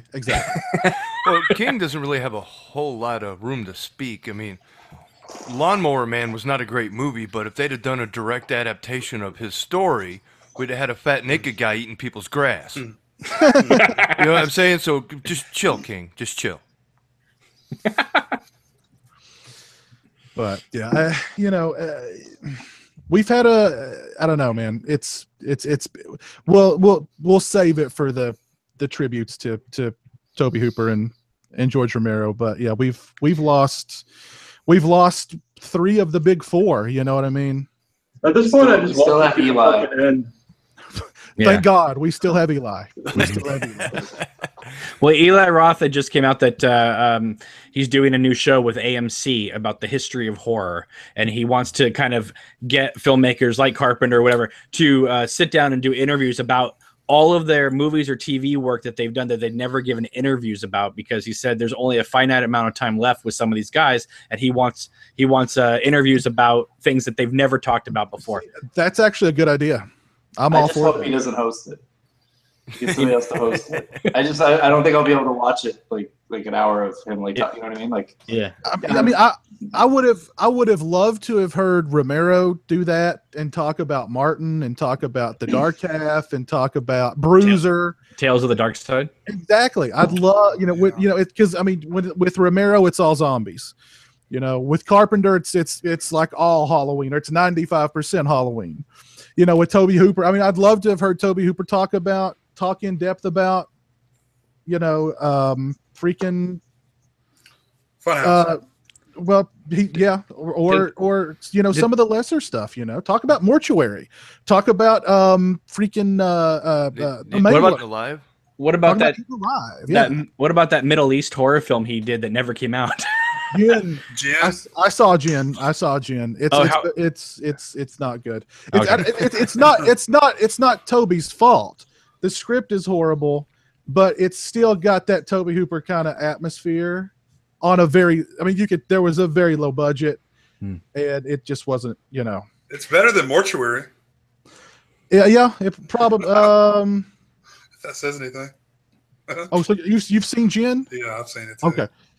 I can't remember that much about Mortuary. I've blocked out a lot of that, but it's not good. I just wish that Chainsaw 2 over the years they had found that footage of them knowing that she was his daughter and everything. I would have loved to have seen that, just even if it incorporated. But one of the most touching things about Tobe Hooper was after he passed, I saw tons of people that I know on social media cracking open Dr. Peppers in his honor. I thought that was great. That's cool. I saw a lot of big celebrities who I wouldn't think were Toby Hooper fans, like talking about Toby Hooper, paying him respect. Even Mark Hamill shot him out a tweet. You know, 'cause Mark Hamill was in body bags with him, shot him out a tweet. So I thought that was cool. That's a great segment in body bags too. It's a shame, honestly. I mean, I know death does this, but it's a shame that people aren't this nice to people when they're alive. Right. I think it's human nature, man. It's just kind of like you don't really think about them until that happens. Like, hey, remember Texas Chainsaw? That's kind of true. Yeah, unfortunately, that's kind of true. Mm-hmm. Did you guys ever see The Damn Thing? That was his other Master of Horror. Yeah, I've seen them both. I like that one a lot. There was one of them, I can't remember which one it was really good, and then like there's some horrible CGI at the end. But yeah, and I know it wasn't entirely successful, but I have to say, I kind of like his remake of the Toolbox Murders. I didn't think it was that bad. Like, it's not great, but I think it was horrible. You guys are talking about terrible movies, and there I'm watching this footage of the hurricane hitting the Everglades at a Category 4, and I'm thinking the asylum's watching this shit. We're gonna have Gator Cane. I'm just waiting for it. Gator Cane, here we come. Patent pending, copyright pending. They're actually going to call you right now. Just send a check. You should just register that domain name now. Yeah. Oh yeah, Bulgaria. They've already got a location lined up in Bulgaria. I just realized I just said that live on YouTube. Quick, Mike, do it. Domain name. Yeah. Wait, some kid in China already owns it? He wants $500? What the fuck? That's like every day for me on the internet. How much do you want for that Twitter handle? Fuck you. No. You mean somebody took 145 Well, at least since it's live, we do have a timestamp. So if they come out with it after this time, we can always go back to the show and say, I said it first. You owe me money. You got it. I'm pretty sure Gator Cane was thrown around a few years ago when Sharknado was setting the world on fire. Gotta be. Yeah. Gotta be. Yeah. The Boba Fett's asks, any chance you can do a Texas Chainsaw Massacre franchise episode or a George Romero retrospective in the future? Without giving too much away, like I said a little earlier, we're going to do a multi-part George Romero tribute to kick off season 6. So maybe we'll do the franchise Texas Chainsaw when the new one eventually ever comes out. Yeah. Straight to VOD. There you go. Straight to, what is it, DirecTV? Is that who's got it? I was going to say, I don't know much about that one. Could we talk about it? Because I don't know anything about it. It is a prequel that features a young Leatherface, a road trip in which him and a couple of other people kidnap a nurse, and I don't know. It's got Stephen Dorff in it. You guys remember that movie that came out years ago? I mean, Scream Factory just recently put out a Blu-ray for Cherry Falls. Yeah, and I remember when that movie came out, I saw it, and I was like, oh, this movie's really good, and it was supposed to get this like big theatrical push like behind Scream. No, backfired. They put it on the USA Network as the premiere. It's horrible, horrible. The USA Network cut down. Back, Will and Grace. Oh God damn. Yeah. That's what my podcasts are going to transition to. Forget Twin Peaks. It's over, Jay. I'm going Will and Grace now. Will and Grace. We're going to get like a six episodes for each episode that they air. Yep. Did you see the movie Inside, Raho? Inside. I fucking love that film. I don't think I have. Inside Ryo sounds like a porno. Coming to the guys who directed USA Network this year. The guys who directed Inside directed the Leatherface movie. That's the only. I mean, they're talented filmmakers. But Leatherface was made like 2 or 3 years ago, and it's just kind of set around, and now it's going straight to DirecTV. So it can't be. It can't be that great. No. But on the other hand, Chucky 7 is coming straight to Blu-ray, and that last one with Curse of Chucky was pretty good. I gotta tell you, the other one that went straight to Blu-ray, that was pretty good. Curse of Chucky. So, and I'm hearing great things about this new one. So, yeah, I like Curse of Chucky. I don't care if he looks like a Cabbage Patch Kid. Just give me some kills. That's all I want. Oh my God! Awkward silence. All right, we're good. Well, I'm sorry. I was reading. Indy Phantom commented. He says, "Love the Sausage Factory. Thanks, man. We appreciate it. Happy to see you all back for a new season. He would love to see us do a special on USA Up All Night and Skinamax Classics." So there. You got to throw a Monster Vision. Got to throw a Monster Vision. Do you remember was it Saturday? Yeah, Saturday Kung Fu Theater too. Yes, I watched that.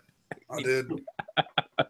We had none of this in Canada, so Listen, the USA Network, I have to give it up to them because when I was a kid, it was awesome. One Saturday night, they played Friday the 13th.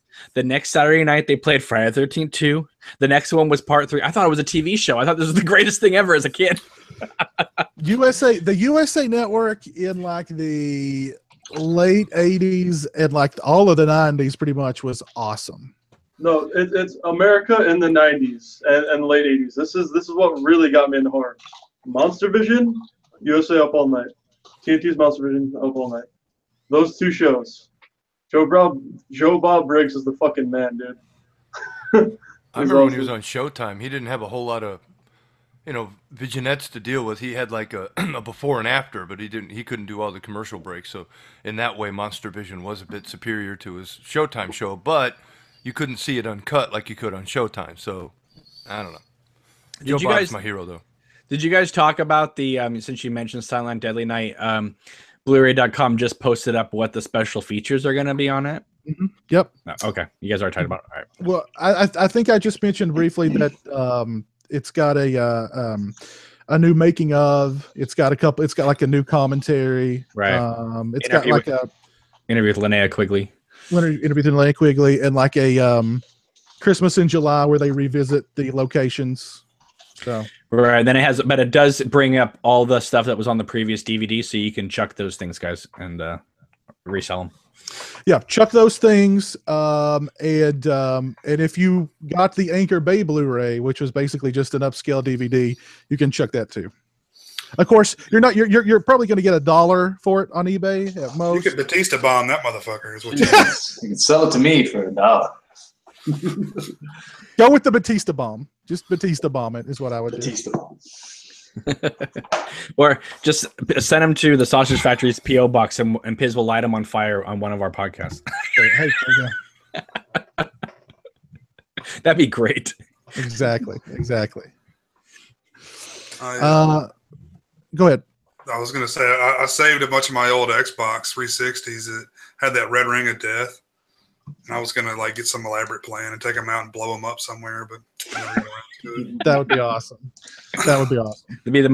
That'd be quite a few views on YouTube, but you would not be advertiser friendly, Jay. Yeah, of course not. I don't think I'm. Yeah, I understand that. I'm not advertiser friendly. I can get that. I'm with half of you guys, man. I hope fucking VidMe becomes as big as YouTube or somewhat close. Let me just mention this real quick. I know, Piz, you set up a VidMe account, so definitely subscribe to his channel. My goodness, Rambo is on just a tirade. He got verified. He's now uploading videos around the clock on that channel. Good for him. He's got a huge catalog to upload. And let me mention Rambo since he's not here tonight. He lost his pet cat today, which was very tragic. So our hearts go out to Rambo. I'm a lifelong pet lover and animal owner, so I know just how easily they can become just like a member of the family, and losing them is not easy. So I guess he had that cat for 12 years. I have one that's 15, and I know he's going sometime in the next year. And I've lost so many in my lifetime. It never gets easy. It's like you said, it's like a family member passing away because they just get under your skin. They become part of you. It's pretty sad when they go. That sucks ass, Rambo. I hope you're doing okay. Yeah, sorry to hear that. Yeah.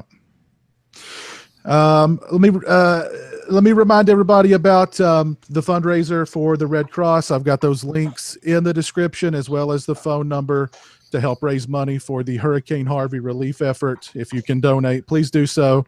If you guys have any questions for any of us here on the panel, if you have any topic suggestions you'd like to hear us discuss during season 6, if there's any movies you want to hear us do live commentaries for during season 6, leave those in the live chat or tweet them to us at TSF Nation. What movies are you guys looking forward to this fall and for the rest of the year? Mike, Mike, I know you are seething for the next Star Wars film. Oh, I can't wait. Oh boy, another masterpiece is headed our way. I can't wait to battle it out with you in January. I can't wait to see why Mark Hamill stated that he hates everything they've done with his character. That's what I was going to say. I can't wait till Mike shares the video that Mark Hamill puts up about how much he hates it. I've been avoiding everything as I did with the last one or whatever, but I did catch one day Mark Hamill pleading that no one watched the trailers, no one watched like any of the content that they're going to put out next to the laws. It's going to ruin the movie for everyone. Wow. He's like, so that he knows they're going to put out vignettes, they're going to put out, you know what I mean, like they're going to put out commercials and TV spots, and he said like just avoid it all because he said I've seen some of it and it's going to ruin it. Can we just avoiding everything? Can we just applaud the fact that Colin Trevorrow has been kicked off episode 9? I just want to say how happy I am. Was he kicked off or did he leave? I couldn't tell. Well, they're kicking people out now, so they don't have to replace them halfway through. Jurassic World is a movie I find okay, but the only problem is they only gave him episode 9 because Jurassic World made money. And and it was a Spielberg production, and it had to do with Frank Marshall, who of course is Kathleen Kennedy. But he didn't make Jurassic World. He's not getting that. Getting episode 9, and then he just released his new movie. Was a Book of Henry or something? Did so horrible that he's gone. So they're trying to figure out whether they're gonna go back to Rian Johnson for episode 9 or let J.J. Abrams come back. No. I J.J. say Abrams won't come back. I guarantee you that much. I say hashtag Eli Roth. Well, listen. After Death Wish hits, Eli Roth's going to be on top. So that's true. Yeah, there you go. Horse shit. Black Lives Matter will be all over that bitch, man. They're already attacking him like crazy. I'm pumped for the new Insidious, but I'll probably see Jigsaw just because I hate my life and I want to die. Listen, I don't know. I just found out yesterday that there's a new Insidious movie. Is this another prequel or what is this thing? It's coming out October 20th. I didn't even know it was coming out. It's got to be a prequel because Lynn Shay is the star. Oh, okay. She's dead. In the preview though, it says I've dealt with a lot of situations, but this one's different because it's my family home. So I don't know exactly where in the timeline, if it takes place, where it takes place.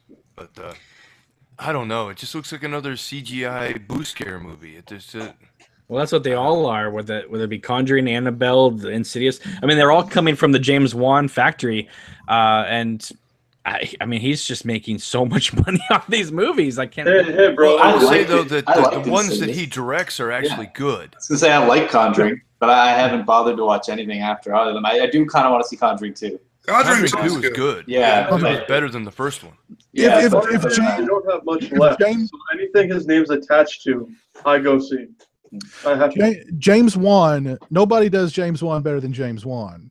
But when people are trying to emulate James Wan with, these James Wan-like movies, it just doesn't translate. I hated Annabelle. I'm sure I'd probably not like Annabelle 2, although I heard it wasn't bad. The recommendation that I heard was pretty much, it's not bad, but you can wait for Blu-ray. I heard great things about Ouija 2. I liked awesome. Ouija 2. I liked Ouija 2. That's why I have hopes for Gerald's Game, because that's a Mike Flanagan movie. Mm. Go watch everything Mike Flanagan's ever done. That's a great pretty much director. Pretty much, yeah. He's the one at Oculus, right? Yeah. And I even tried to read the Gerald's Game book, and I was like, okay, this is like 500 pages of a woman tied to a bed. Yeah, I don't know if I can handle it. I don't know if I can handle it. So, I remember years and years ago, I was going on a Stephen King binge, and they had these cheap paperbacks. They had, I don't think the book's called. Is the book called Thinner? I know the movie's called Thinner. I think the book. Yes. I think it is. Yeah. Anyway, they had all these, you know what I mean? And so I was reading through them, and I got to Gerald's Game, and I started reading that. I was like, I can't fucking do it. It was like you said. It's not that he's a great writer, and I do regret it. And I should go back and read it, but at the time, I was like, no. What do you guys think? So we're talking about Stephen King real quick. What do you guys think of the probability of Scream Factory maybe I know this is something that King doesn't want released, but what do you think? There's ever going to be a possibility of releasing an uncut Maximum Overdrive at some point? I would love it. I would love it. Oh, yeah. I don't know why he doesn't like that movie. I think it's a great movie. Instant pre-order. You'd pay full price first day. In bad memories, but it would make some bank. I mean, that movie is batshit crazy. It's awesome. It's Cameron. It's checks. You can write numbers on them. It depends how much he wants. That's there you go. Maybe when he thinks of that movie, he has flashbacks of going to rehab or something. That's what I'm saying. He's probably sitting back like that was some coke-induced shit. He needs to start doing coke again, I think, is the problem. Well, I think he doesn't remember the movie. He was so coked out of his gourd the whole time. He was like, Emilio, Emilio, get the bazooka, Emilio. But if they were able to put out an unrated cut, theatrical cut with like a 90-minute Michael Felsher documentary, they could do a Nightbreed $75 for that thing. People would pay for it. People would pay $100. They would, yeah. Mm-hmm. Let's see. Chaz4543 wants us to do a Edward Furlong retrospective. I've written it in. I've put it in. Pecker. And I will tell the story again of how he touched me in the genitals during a convention. There's the story. Wait, he touched you in the. You mean Pecker tried to touch your pecker? What? He didn't. I'm not sure. He must have been so wasted that he saw an enormous 6'4" barrel-chested man walk up to his table, and his thought was, "I'm going to grab that guy's penis." Exactly. I bet that thing's freaking huge. Hold my weed, Brownie. I'm just gonna go and grab the dick. So he leans over the table and he's pretending like he's manipulating me with his hand. And then he puts his hand like on my thing, and I kind of step back and I look at him and I'm like,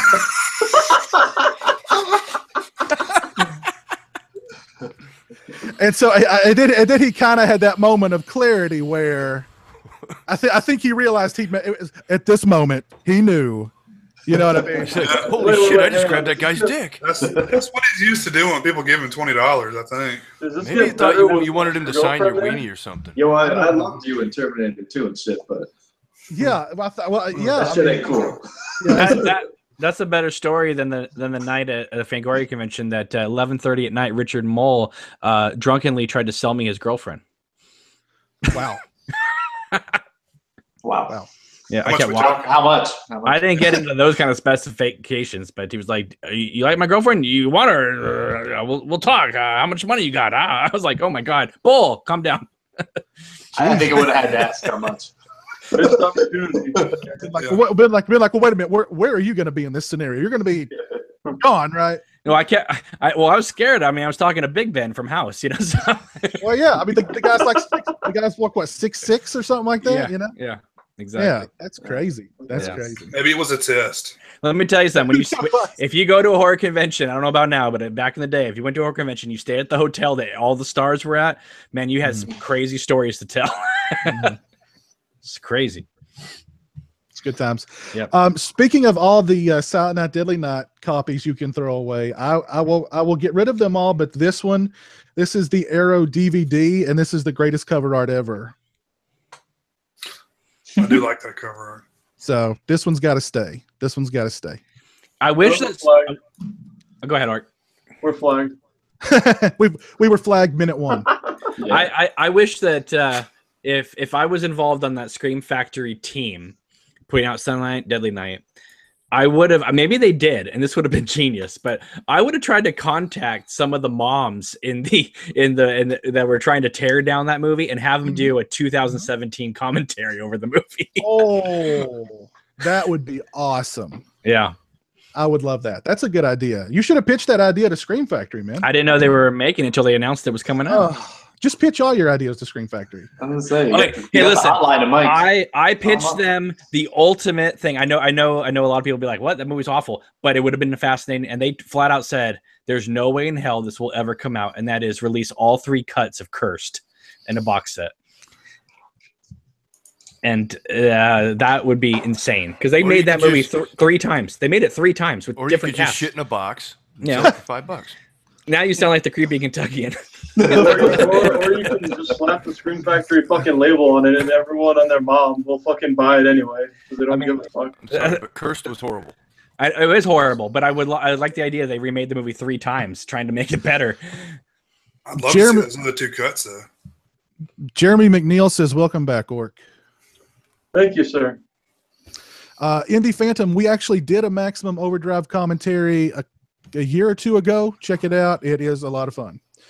He also recommended a Toby Hooper's Salem's Lot live commentary. That wouldn't be bad. I will say that we have a commentary lined up for our Toby Hooper tribute, so it may or may not be Salem's Lot. We'll see. Also, our buddy Steven from the Red Band cast has joined us. How are you, buddy? DJ Donnelly wants to know,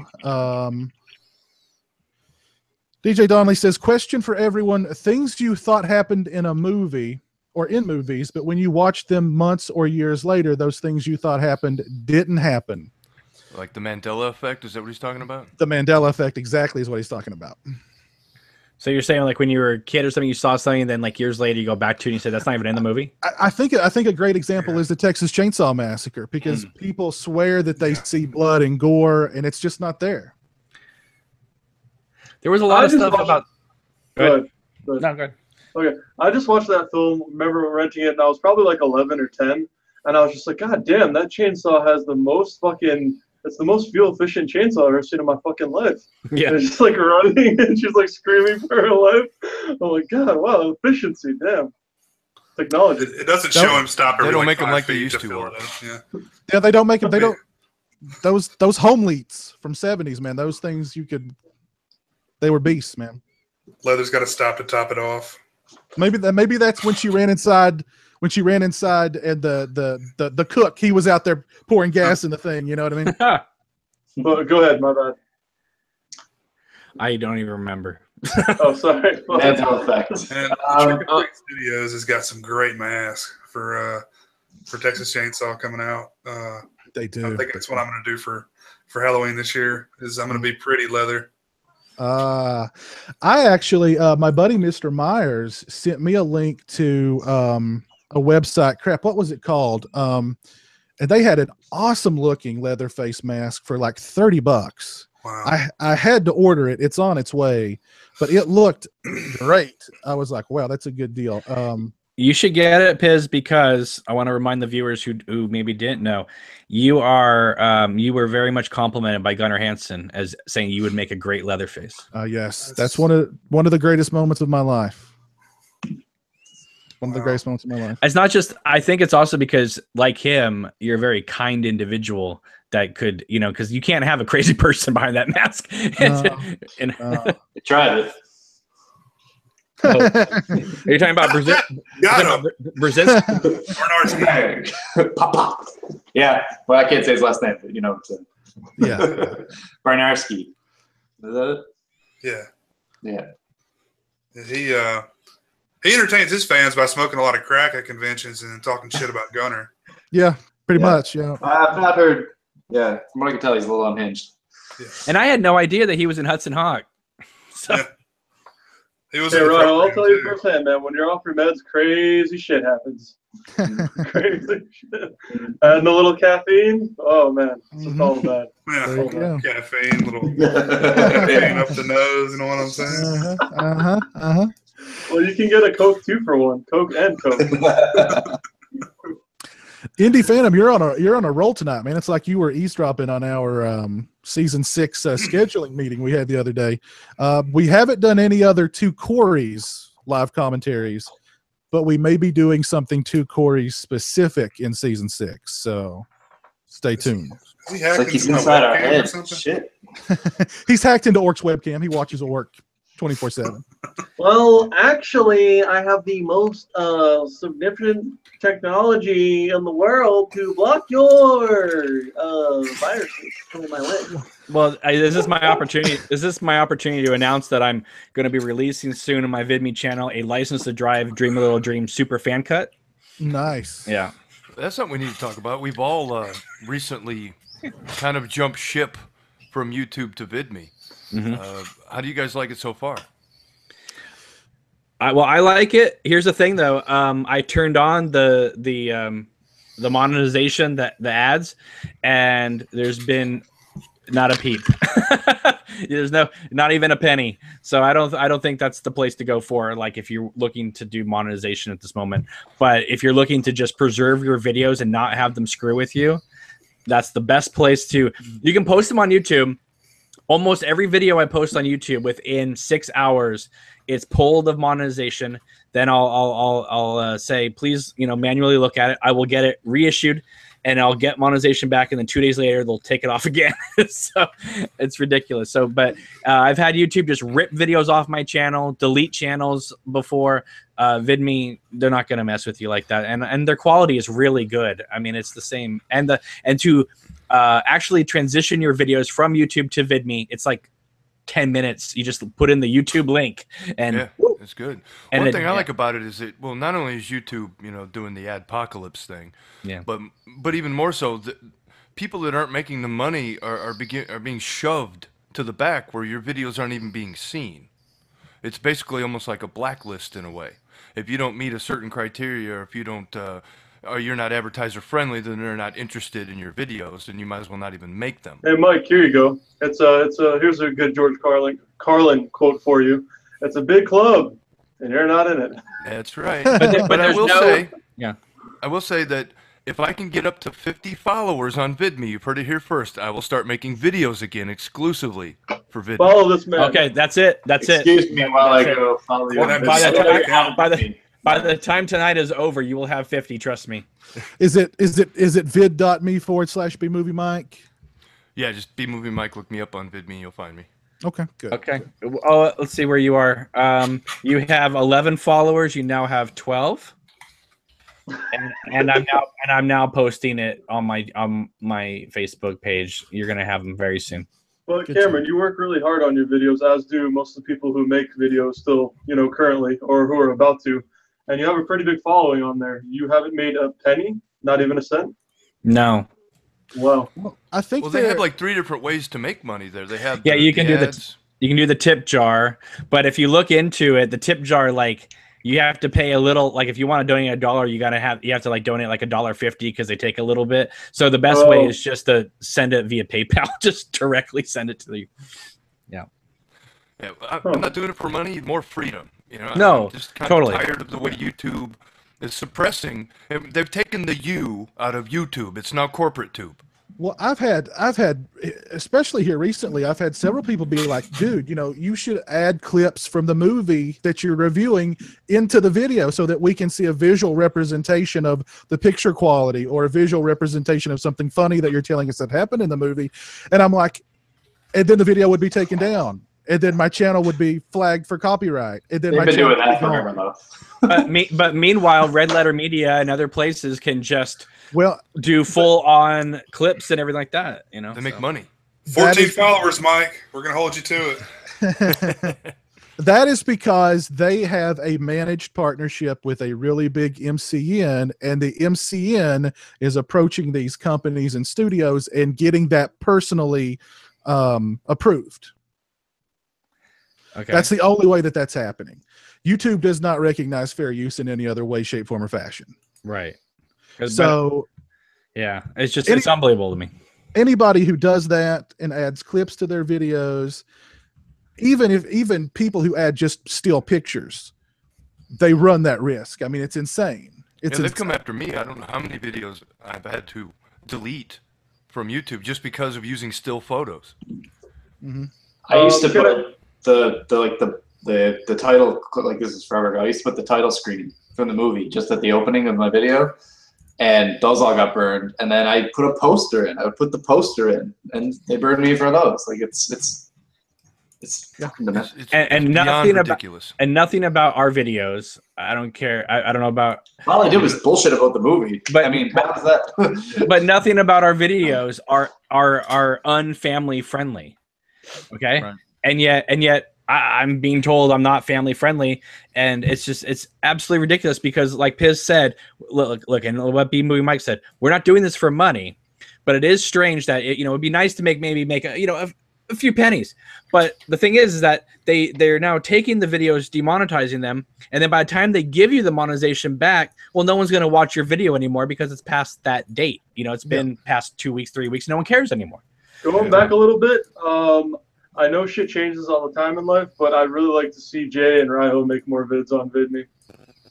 I know it's tough because you guys are busy as fuck with pretty big families, but yeah. Dude, I do like 4 projects a week, and you're one of them.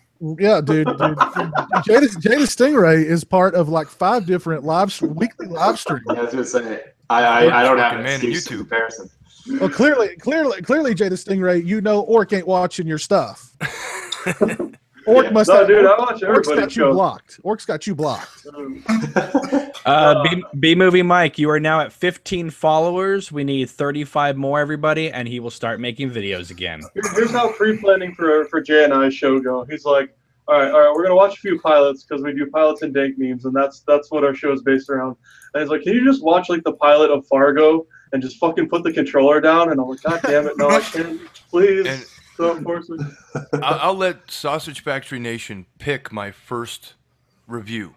Oh, I just can't. So He's just whoever's watching this show, just just start throwing names at me, whichever one gets them, that I haven't already done. I'll be happy to do it. Are you?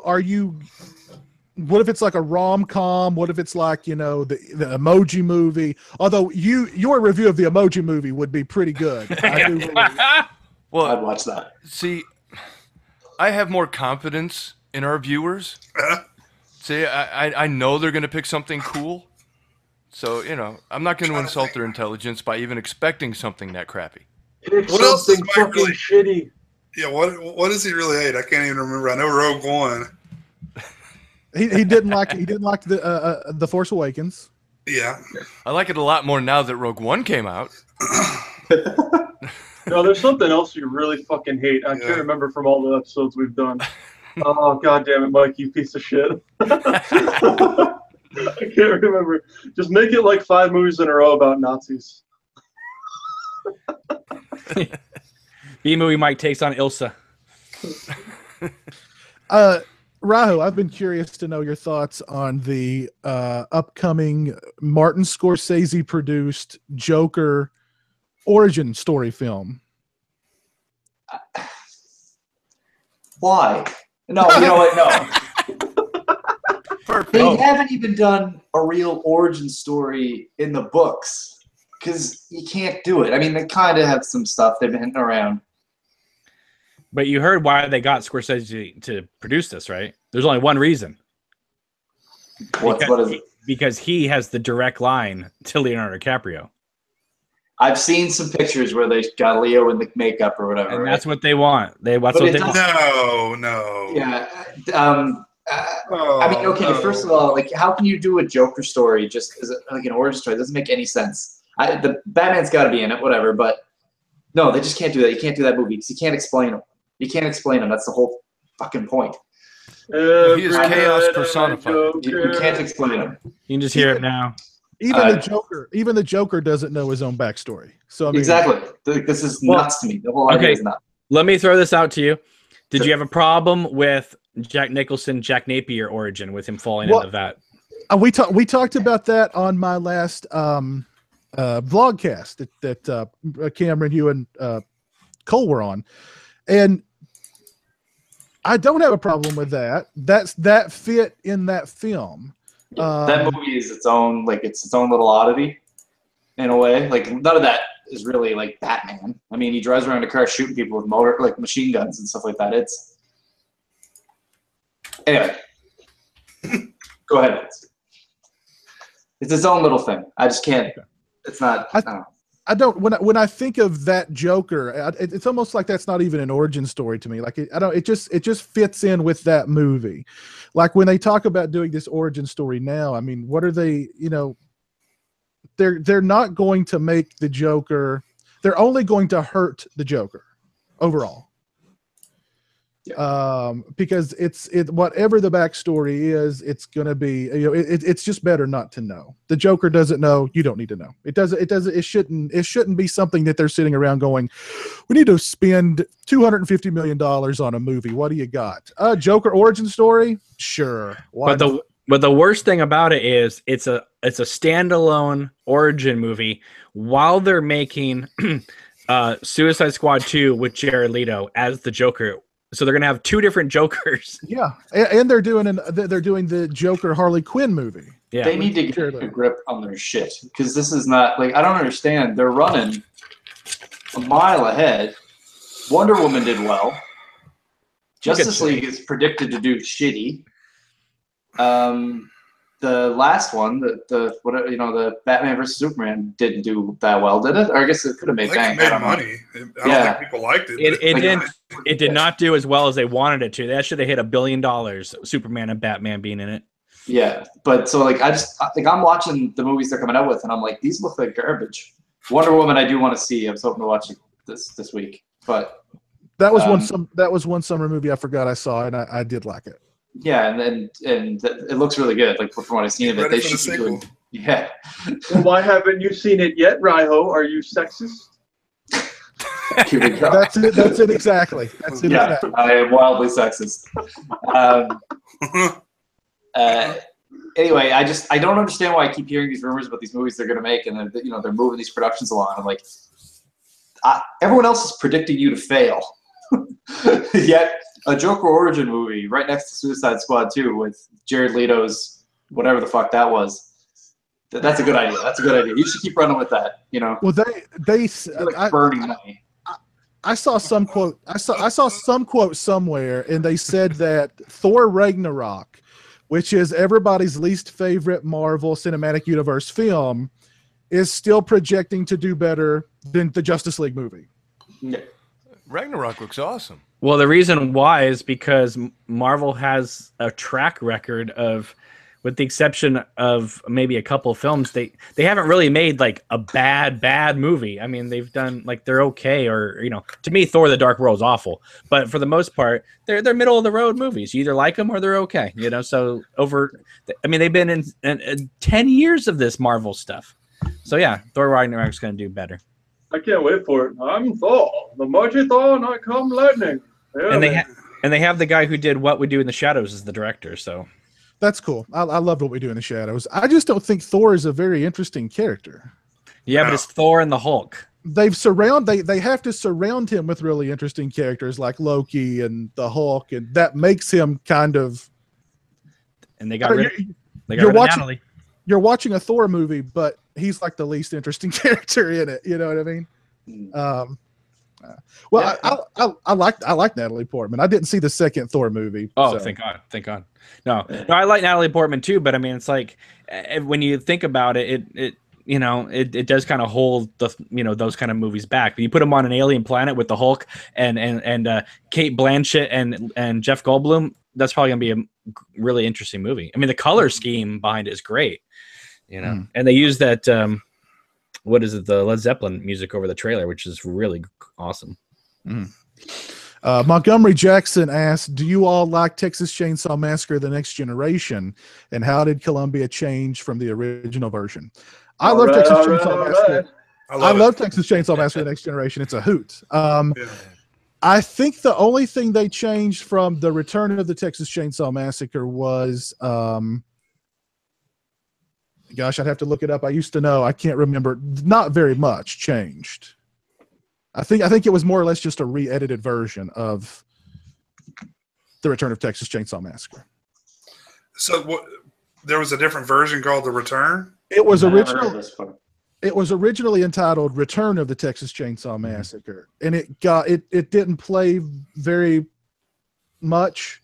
Got very, very limited theatrical run and just kind of disappeared. Then Matthew McConaughey and Renee Zellweger became huge stars, and I think it was Columbia who owned the movie said, we're rebranding this thing and we're pushing it out. But also McConaughey and Renee Zellweger got their lawyers involved trying to get it buried. And if you get the original Well, Laserdisc, but also I think it's the Pioneer DVD, the original DVD release of Texas Chainsaw Massacre. They actually have 45 minutes of raw footage from the Texas Chainsaw Massacre, the return on there, and that's different than what's in both cuts. That's a good version. That was the first DVD I bought, like a long time ago. 06, I think, is when it came out. Yeah. I had no idea about that. Yeah, it's a crazy movie. Crazy movie. I didn't even know that. Would you say? Let me just ask you this question. Out of whatever 4, there's now 7 Chainsaw Massacre movies. How many can you legitimately say you enjoy? 2 out of the 7, 3 out of the 7? Well, I mean, of course, the original part 2. I like part 3 too. I like the first 3. I like the remake. Part 4 is a hoot. I like it a lot. I liked the remake too. I went into the theater not expecting to hate it, wanting to hate it, and I walked out going, "That wasn't bad at all." I don't think repeat viewings it doesn't do that well, but it's not bad at all. Now after that, they've not been very good. But the prequel, I didn't like the prequel at all. I liked Alexandra Daddario a lot. Well, that was Chainsaw 3D, right? Yeah, was it? Whatever. They're all fucking get him, cuz. Get him, cuz. Do your thing, cuz. Do your thing, cuz. The only thing I liked about that movie was the beginning and the very end. Actually, the beginning of that movie almost made you wish they went back and did a retrofitted 3D of the original movie. Yeah, or like a continuation of the first movie. No, but when they show the original footage in 3D, it was so well done that I almost thought, well, what they just went back and just showed Tobe Hooper's movie in 3D the way they're doing it with Terminator 2 right now. That'd be awesome. Yeah. Now we've got Leatherface to look forward to. Wasn't Arlie Ermey in the remake? Yes. Yeah, he was in both the remake and the prequel to the remake. I like Jessica Biel and Jordana Brewster a lot, so they get a pass for me. Yeah. No arguments there. I know it's not Tracy Lords, Mike. Hey, you know. Speaking of Storm, right? Speaking of Tracy Lords, Mike, you have 17 followers now. Looks like I win Tracy Lords when I get to 50. It's better than I thought. We've had a couple of people suggest Mike videos. STE Porter wants to see a B-movie Mike review of breakdance. Or no, wait a minute, they want to see you do breakdance. They want to see you breakdance. I think they're asking too much. But that shit ain't gonna happen. DJ Donnelly wants you to do a Batman and Robin rant. Jeremy McNeil, I don't know if he wants you to do the review or if he wants us to do a show about the Ghostbusters remake. But Mike, we'll let you do that review. Mike, when you used to do videos, and a lot of times you'd be sitting down and just kind of like talking to the camera straight up. I really want you to start doing videos the way you are right now, just shrouded in mysteriousness. And then whenever you like hate a movie, just vape it out, just so you disappear in the fog. It'd be awesome. He's onto something. There you go. All right, guys, I got to tap out. Enjoy the rest of the night. Hopefully we raise some money for what? I gotta go, bro. I gotta sleep and shit. Do you sleep on that ninja? Do you sleep on that ninja? That's my bed right there. I fold that boy out, man. I figure when you're in when you're in the doghouse, that's your bed. That's it right there. I didn't even realize. All right, guys. Awesome. I'll see you in a couple weeks. Later, Rahab. Have a good one, buddy. Have a good one. Orc, do you want to go ahead and announce to Sausage Factory Nation when the premiere episode of season 6 will air? Oh shit! Let me look at my calendar, boys. Or no, Boz. Let's just do that. Balls. What do you say? Balls. You don't know this off the top of your head? September 28th is what we're looking at. Yep. You heard it here first. September 28th will be the premiere episode of season 6 of the Sausage Factory. Mark your calendars. Stay tuned. Don't unplug your Ethernet cord. Yep. Mike just gave you it was a vape foggy peek at the schedule. Yes, I just showed you the entire schedule that we came up with. I'll do it again really quick. There it is. All right. Oh! Whoa, got him. Screenshot. You can't screenshot that in Google Hangout. No. You couldn't read it if you did. That was such a Okay. fucking tease. You probably like Magic Mike in your like spare time. Mike, Your off job. Mike, I don't know whether sometimes your camera's a little blurry or whether you're just shrouded in this vape, and that's fantastic. You should do an interview with John Carpenter where both of you side by side, just he's got the cigar and you got the vape, and that would be I great. don't know if I'm hanging out with Carpenter. It's going to be a blunt. We're going to blunt it up, man. That's going to be a good time. With the Village of the Damn commentary. So tell me, John, why the hell did you cast Kirstie Alley? Be like, I need to hit that again before I answer that question. Yeah. I don't ask Jeeves, man. I ask Mike. That's my search bar. I would love to see Carpenter in concert. Oh, that would be great. That would be so cool. He released a tour schedule, and I mean, it's just like, all the major cities, nothing tiny. You know what I mean? I'm like, all the guaranteed markets. All the guaranteed markets. He's playing a half hour away from me in Santa Cruz, which is a very small area. So it's going to be right next to the boardwalk where the Lost Boys was done. Oh, so. cool. I still believe. Maybe he'll bring Tim Capello on stage with him. Who knows? I've been in the cave 4 days. Are there any fall movies that you guys are looking forward to? Anything that we've not discussed? Do we even know what fall movies are coming out this fall? That shows us how much I'm more interested in like retrospective movies coming out on Blu-ray than I am about the new movies coming out. Well, we do have a lot of. I mean, we talked about that a little bit earlier. We got a lot of good Blu-ray releases coming out the rest of this year. I mean, there's a lot to look forward to on Blu-ray. Maybe not a lot to look forward to in theaters, but check your local theaters. Earlier, I said that one of my local theaters, like every Friday in October, it's Friday the 13th, it's Halloween, it's Texas Chainsaw, it's Exorcist. So I mean, a lot of theaters will do stuff like that, especially around Halloween. So. Well, it depends. If the hurricane destroys everything in my area, then it's going to be a while before I go to the movies. But if everything's cool, I plan on seeing it sometime next week. I do want to see Hitman's Bodyguard. And then, I don't know, is there anything really cool coming out in October for Halloween? I haven't really heard too much. It's Saw, right? Oh, I think it's pretty much Saw. Yeah. Pass. Insidious 4 is coming out October 20th.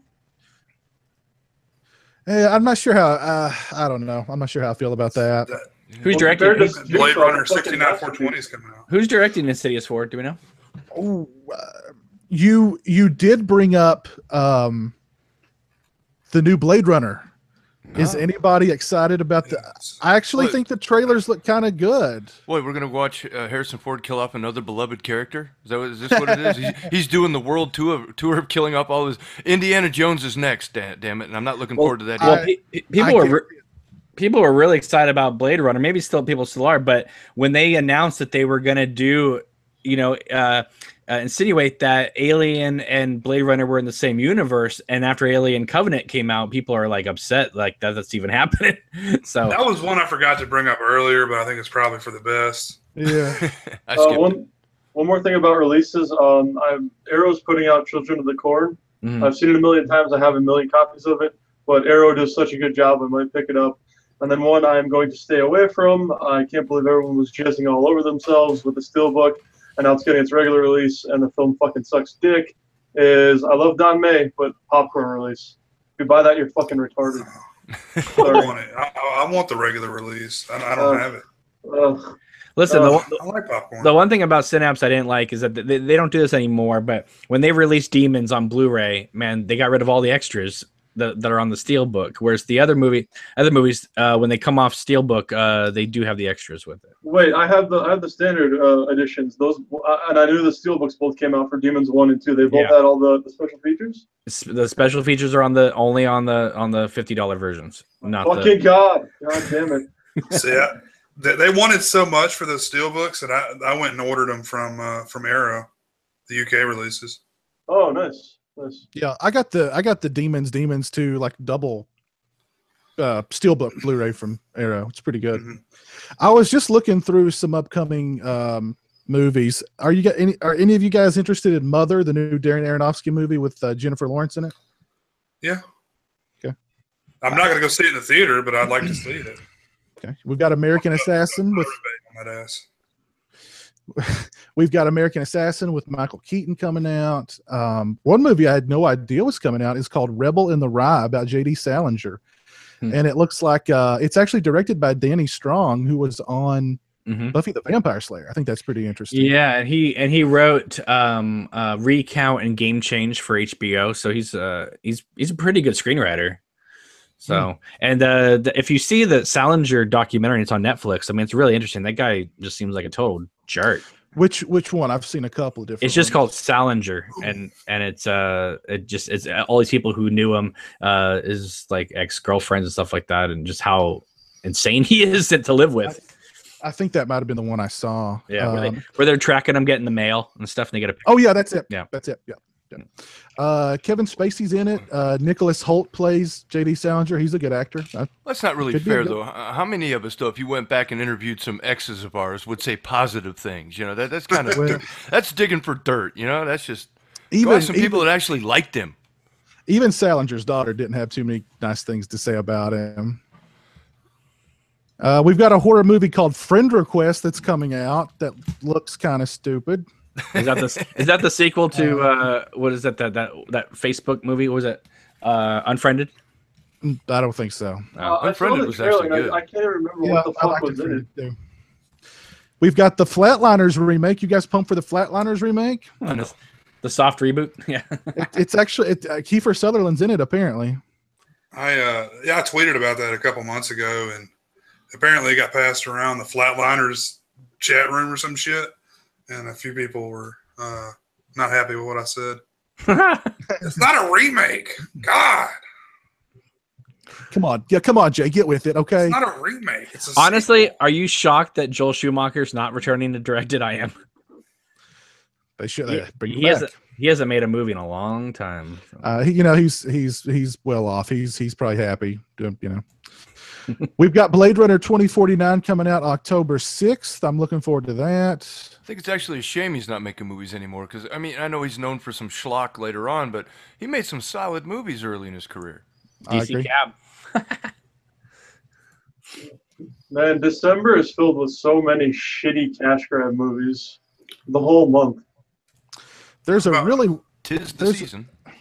There's a really weird movie called Una that's got Rooney Mara in it that comes out in October that sounds freaking crazy. I'm gonna have to watch it. I liked her in the Nightmare on Elm Street remake. Crucify me, that's fine. She was the best. Yeah, I think she was probably the best part of that. I like Rooney Mara. I like her. Murder on the Orient Express. You guys looking forward to that one? I'll probably go see it. Nah, I'm looking forward to Daddy's Home 2 more, to be honest. The Snowman looks like it might be good. Michael Fassbender, Val Kilmer, directed by Tomas Alfredson. That might be pretty good. What did he direct? I'm thinking he directed the Let the Right One In, but let me double check. Oh, okay. There's some movie on December 1st that's horror that's coming out that's supposed to be called He's Out There, which I've heard nothing about at all. When's Bye Bye Man 2 coming out? I want to. Hopefully to God never. Darn.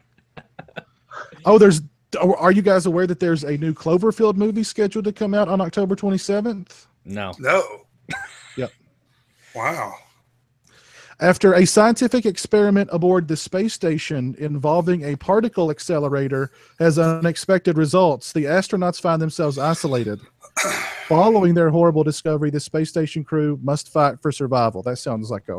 Do you know what? Paramount, all Paramount is doing is they're taking scripts that they bought that they haven't done anything with and slapping Cloverfield on the title. That's probably true. Is John Goodman going to be the monster? I don't think so. Hey, 10 Cloverfield Lane was pretty good. I don't know about I don't know about rewatchability, but I think the first time you see it, it's really good. Yeah, I didn't like it. I don't know. I don't know what it was. I just didn't like it. It's not how you would expect a Cloverfield movie to be at all. It's more like a psychological thriller than anything. Yeah. The Last Jedi is December 15th. That's the day that Mike's Christmas comes to town. So I can't wait. I got tickets already. You can hear the excitement in my voice. Wow.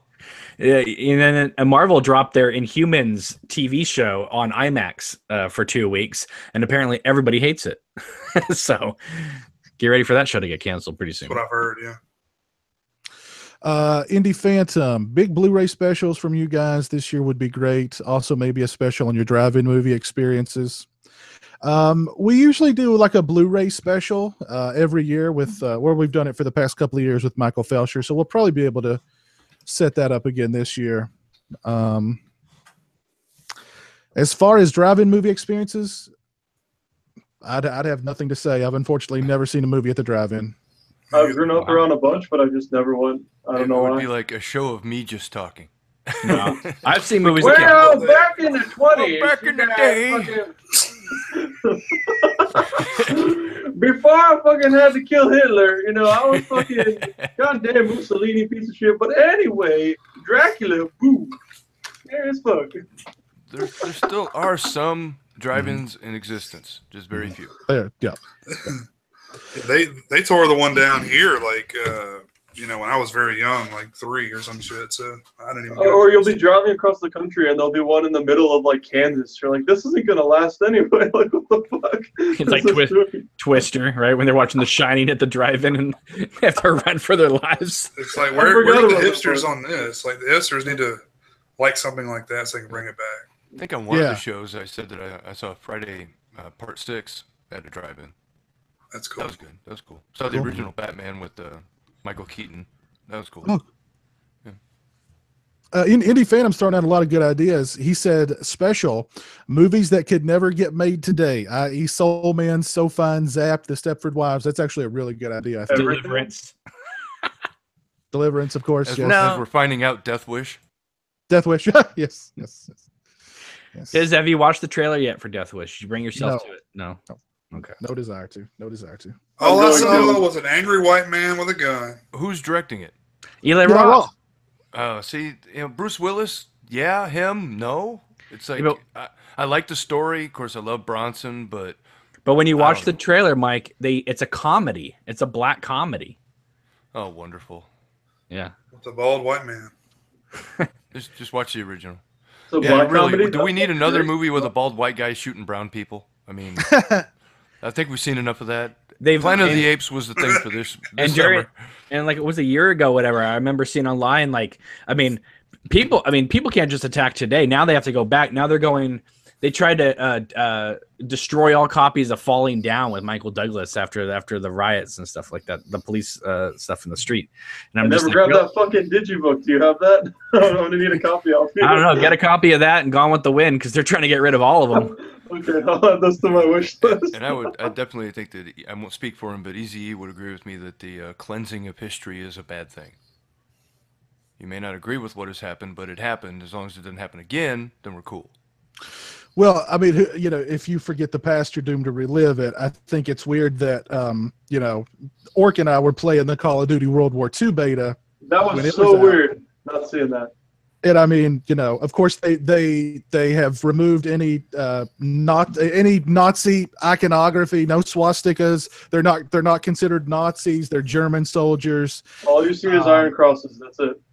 To be inclusive, you can play as a black female German soldier. Yeah, because that happened. They don't want to leave anybody out. So you can play as a Mexican German too. I mean, that was big back in the day. I heard some people had a problem with the movie Dunkirk because it lacked female and African American characters. Yeah. Going off of that point though, if you like the older Call of Duty games, like up to like the 5th or the 6th one, it's amazing. I highly recommend it. It's good stuff. Well, no wall running, no jetpack shit. It's good. You know, and I don't know how I feel about all this, you know, Southern, you know, Confederate stuff being removed from Southern places. But most people who, when they see a Confederate flag, in my opinion, they go, that means Southern pride. I'm a proud Southerner, so I like that.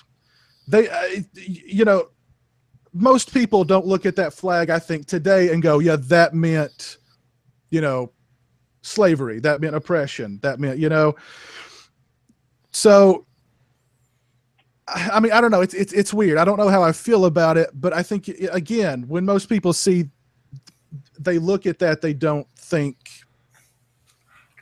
I don't know. It's weird. Well, it's like a Black Sabbath lyric when if you listen to "Fools, the Mob Rules." These statues have been around for 100 years. Like, they've existed longer than most of the people that are mad at them currently. Why now do we all of a sudden have a problem with them? They've been there for a very long time, right? They've never hurt anybody. I don't think anybody's ever done anything in the name of one of these statues, right? I'm a Northerner, proud Yankee, come around the Chicago area. All my relatives fought on the side of the North. I have nothing to do with Southern pride, but I understand it, and it has a place just like anything else. As long as you're not a hateful person that's hurting people, and I don't see anybody doing anything like that in the name of these statues. Now, if you want to gather them up and move them to a more appropriate location, like maybe a cemetery for the soldiers or something, I got no problem with that.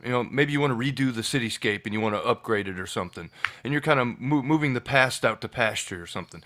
As long as you're respectful about it, it's also a work of art that somebody worked hard on. I mean, getting mad at art is kind of ridiculous. But how about we build a museum in every state, right? And we take all these statues, and we put them in this museum, and we use it to teach people things. Use them as a teaching point. Mm-hmm. They want to go after Mount Rushmore now. I'm just like, how ridiculous is this going to get? Michael, with one of these museums, please play all 5 seasons of the Dukes of Hazzard that I can't see on TV anymore. What I think is funny about a lot of the outrage about these things is, today we're so, we can't just assume things about people. Like, I can't look at a woman and just go, yeah, that's a woman, because I don't know.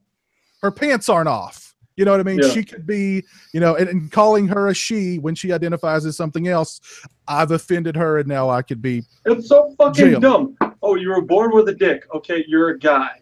That's all there is to it. I think nature has chosen you to be that. Whatever you are inside is your business. I don't care. I don't want to hear about it. But I think just assuming that because these things are in the South, I think they're assuming that just Southern people in general are racist, and they're kind of going against their own PC SJW philosophy. That's profiling. I got profiled like the night after Charlottesville. I shaved my head. I haven't shaved it in about 3 weeks because of this. I'm walking out of Walmart at 3 a.m, and somebody yells, "Fuck you, Nazi," to me.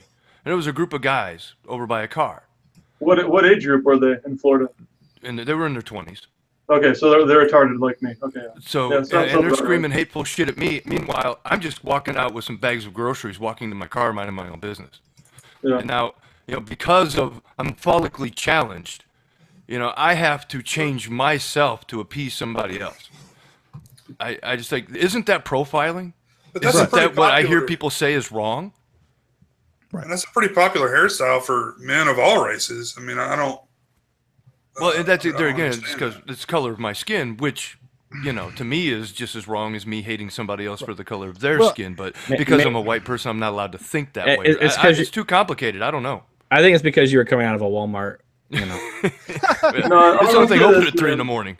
I'll say this, man. I love this country, but the best part about this country is when the sun goes down with America's youth, and I guess you could include me in that. But it really shines. If you're at the movie theater, or Walmart, or just like even at the gas station. There's something too about the SJW thing where it's like they just assume everybody is stupid and they don't understand.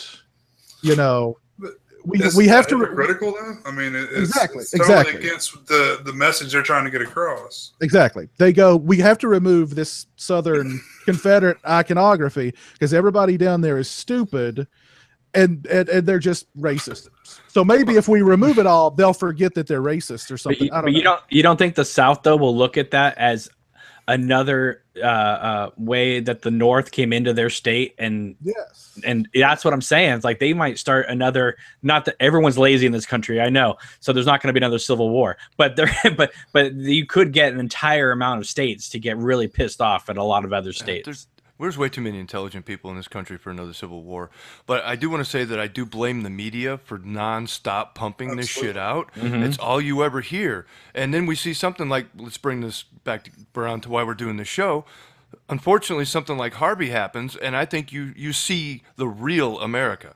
Right. You see that it's not like it is on the news. You see white people helping black people helping white people, Mexicans in there. Everybody's working to get people out of there. I saw a guy with a rebel flag on his airboat rescuing black people. You know what I mean? It's like, that's the real America that I know, and the shit that I see on TV is some propaganda bullshit that I don't buy into. Well, there you said it. You said it. It's a rebel flag. It means I'm a rebel. It doesn't mean I hate black people. You know what I mean? So that, I don't know. I don't know if you ever watch the Swamp People TV show, but when this happened, a bunch of those guys grabbed their boats and went to Texas. They called themselves, what do they call themselves? I forget, it was the Cajun Navy or something. Yeah. I mean, it's great. It's awesome. I say a lot of stupid political shit, but it really is sad, though, unless there's a huge tragedy or something. Any news network you watch on mainstream TV and cable that people literally have on all day long and they're retired watch, or even people who are young and stupid like me, they watch whether it's MSNBC or Fox or CNN. It's just the shit they just push on you. It's why I love They Live so much, basically. Yeah, exactly. That's what the media has become. The guy that got fired from Google over that memo that he wrote, basically calling Google out for being hypocrites on their SJW stances on everything. He was on the Joe Rogan podcast. Oh, and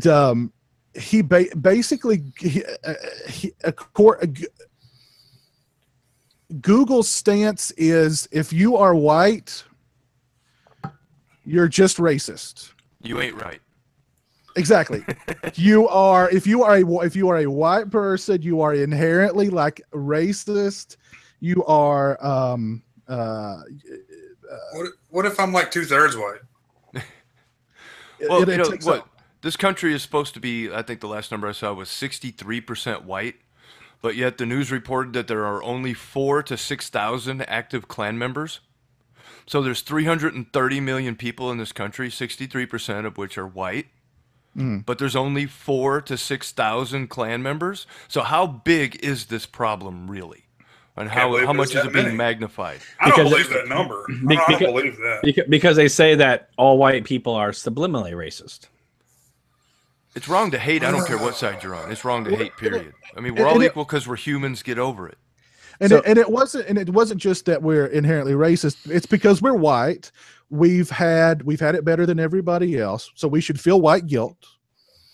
And it's just all this what Google. It's like we were saying before. It's the SJW thing of, let everybody be who they want to be, as long as they're what we want them to be. And the conversation we're having right now would be considered racist. We would be called racist because. Well, look at our panel. We got just middle-aged white guys. Yeah, I'm a bald white guy. They probably call me longer than usual. They probably call me Woody. We got Oric over there that, and when he's not talking, looks like he's wearing a Confederate flag hat. So, I've lived in Kentucky my whole life. I've never seen any kind of racially motivated anything as far as violence or stuff like that. But the media would make you think that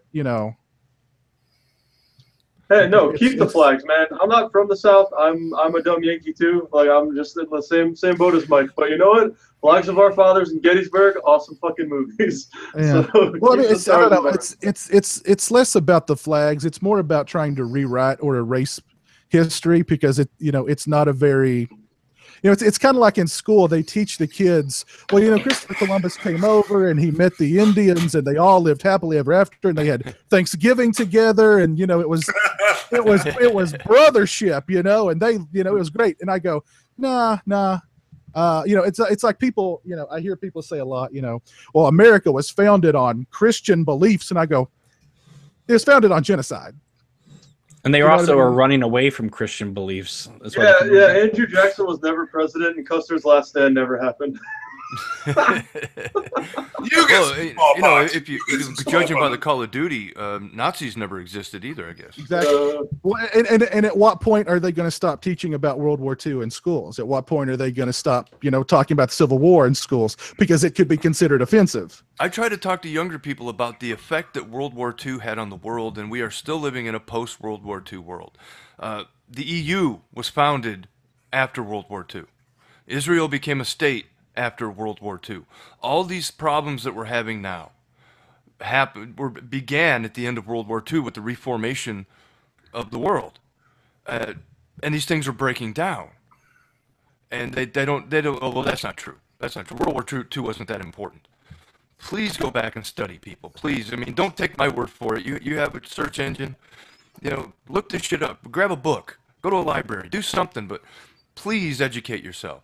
I mean, I'm seeing what's going on in the world, and I remember 1984, where the guys are sitting in the lunchroom just having a good old time talking about how the dictionary is shrinking and how in 50 years this conversation that we're having will be illegal.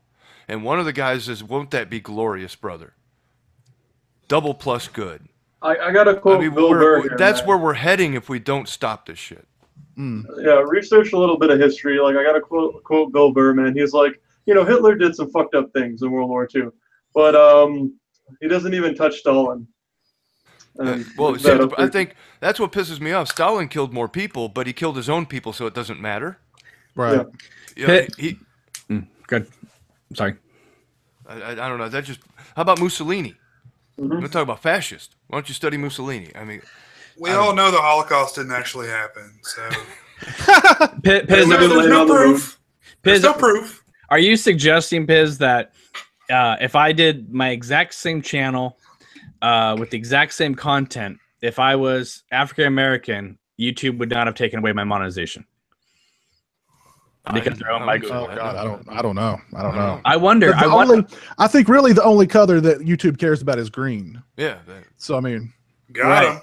I would love to see a graph to see how many white channels versus ethnic channels or whatever were hit by the apocalypse. So I don't even think about that shit, but then I get called racist because I don't think about it because you don't think about it because you're white.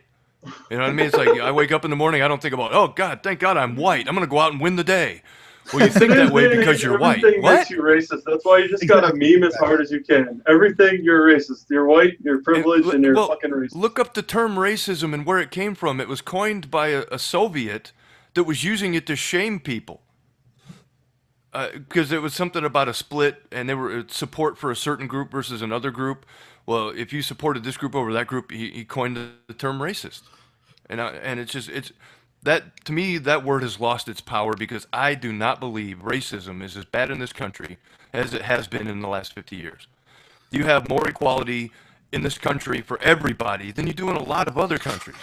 well, and what I was trying to say earlier about, I've lived in Kentucky my whole life.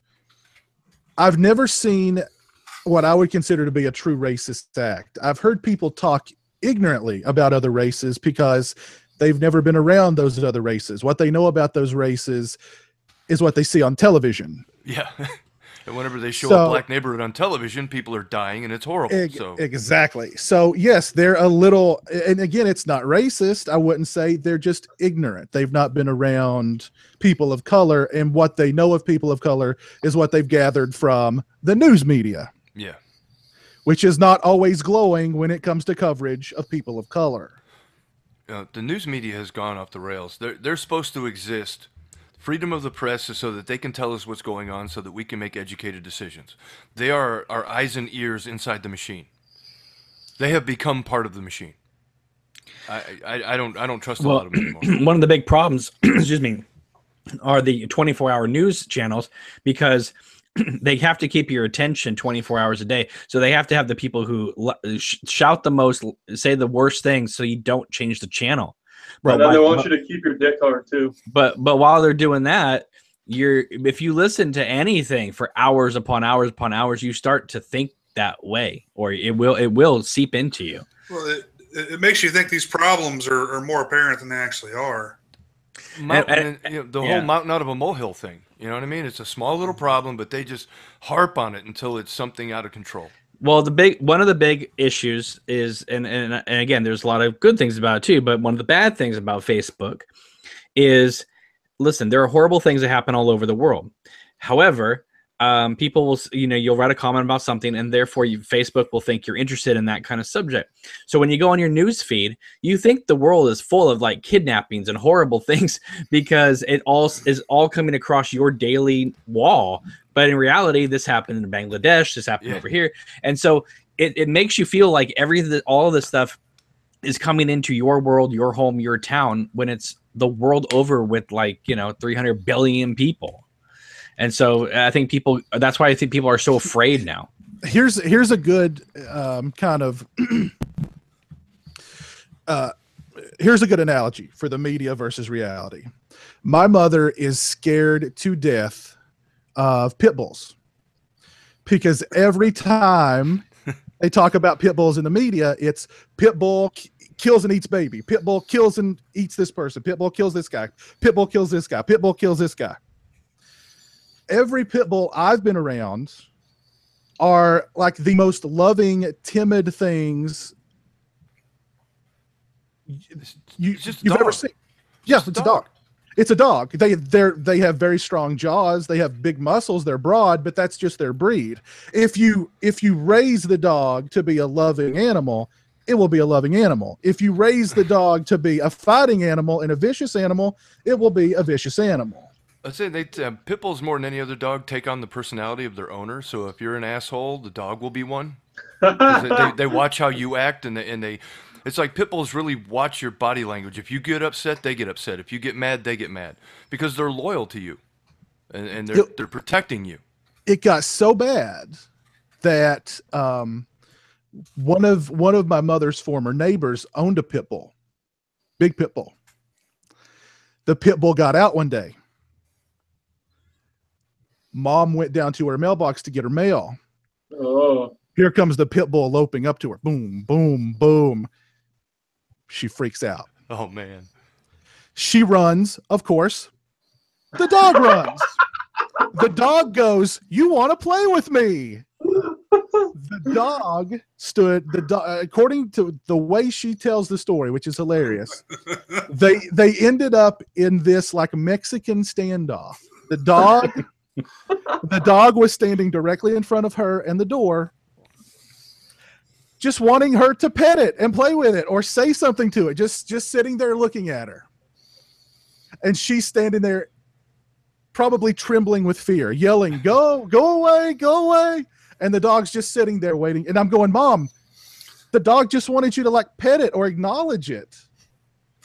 If the dog wanted, if the dog wanted to kill you, you'd been dead. You know what I mean?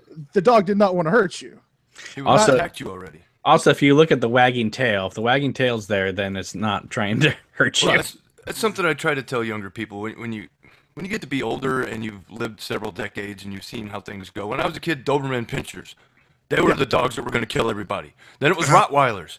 Oh, Rottweilers are going to kill everybody. They're Satan's dog, right? Because of the omen. All the finest Germany dogs. And German Shepherds had their day because, they're used in the military and the cops use them. Oh, they're vicious beasts. And then now it's pit bulls. And what's going to be in 10 years? I mean, what are we going to have, like Lhasapopsis running around chewing on people or something? I don't know. I love my boxer, but I'm getting a fat bulldog for my next dog, man. Those things are awesome.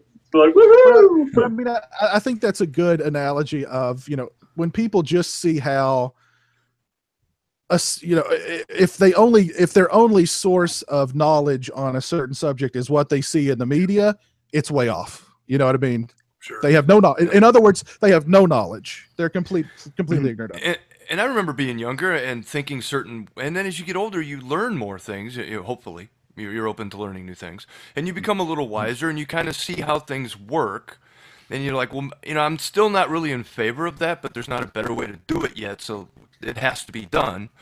I don't know, just kind of chill a little bit and just kind of pay attention to what's going on, try to educate yourself. I mean, it's not as bad as what they make it seem. And for that person to gotten our ass at one time about not talking about politics, whatever, there you go. We gave you a little bit of politics. One more thing, because I'm going to have to get going in a minute. One of the most powerful things I've seen on social media in the history of the internet was a number of years ago, maybe about 7 years ago, a bunch of elephants stormed into a village in India and drank all of their rice beer, and then went on a stampede and hit over some power lines and electrocuted themselves to death.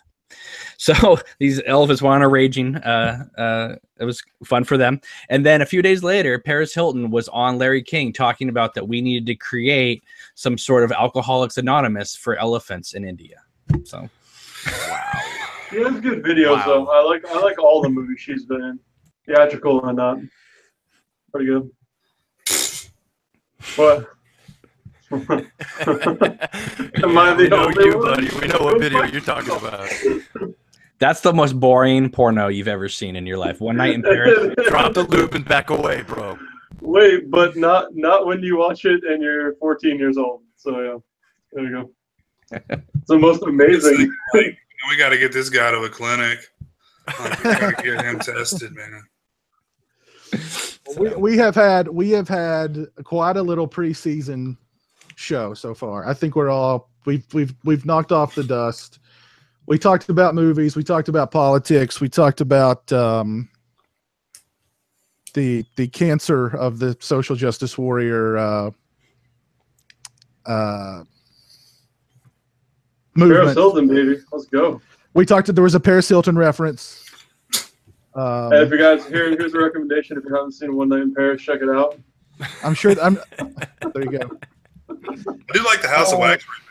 I think that's what you're going for, but Orc, why don't you send us off on an Orcs Dank, or let's see, what do we want to do? Do we want to do a Orcs Corner or an Orcs Dank meme of the week? Orc, it's up to you.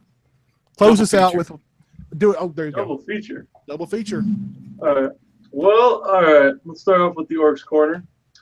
And Orcs Corner tonight we have Cameron, Jay, Fizz, and Mike. They're all dank memers. The show is sponsored by Fangoria and ShockTillYouFuck.com. And hopefully. Oh wait, I'm hearing in. Eli Roth is now a sponsor. So that's Master of Horror, Eli Roth. Oh, I'm sorry. The master baiter of horror. So, okay, what I'm trying to say here is Patriots are going to go all the way. America's going to be great again. America's going to be great again because it was never great in the first place. Call of Duty's awesome. Drink a lot of Mountain Dew. Have a lot of fucking McGriddles. If you can have Baconators, do so. But then get a cholesterol test afterwards because you might fucking die.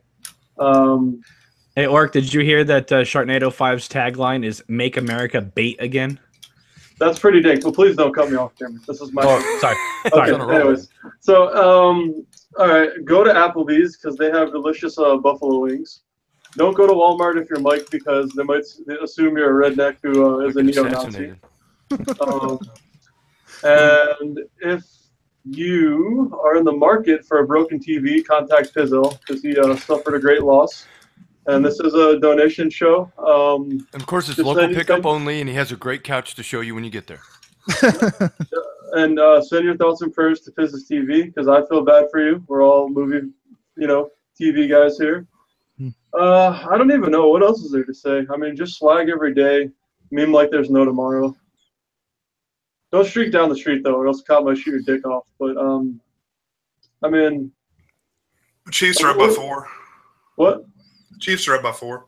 Oh shit! All right, well, man, those two teams, I can't figure out which one I hate the most. So, Orc, Patriots. That's an easy choice. Orc, you had a really horrible year. It seems like you seem pretty optimistic about this upcoming year. You seem very happy now. So I just hope everything is fucking healed by 2018 because I got shit to do. I got bills piling up. I don't have time for the shit. But no, it's I don't know. This is really fucked up to say, but I'm just gonna say it anyway because their show's awesome.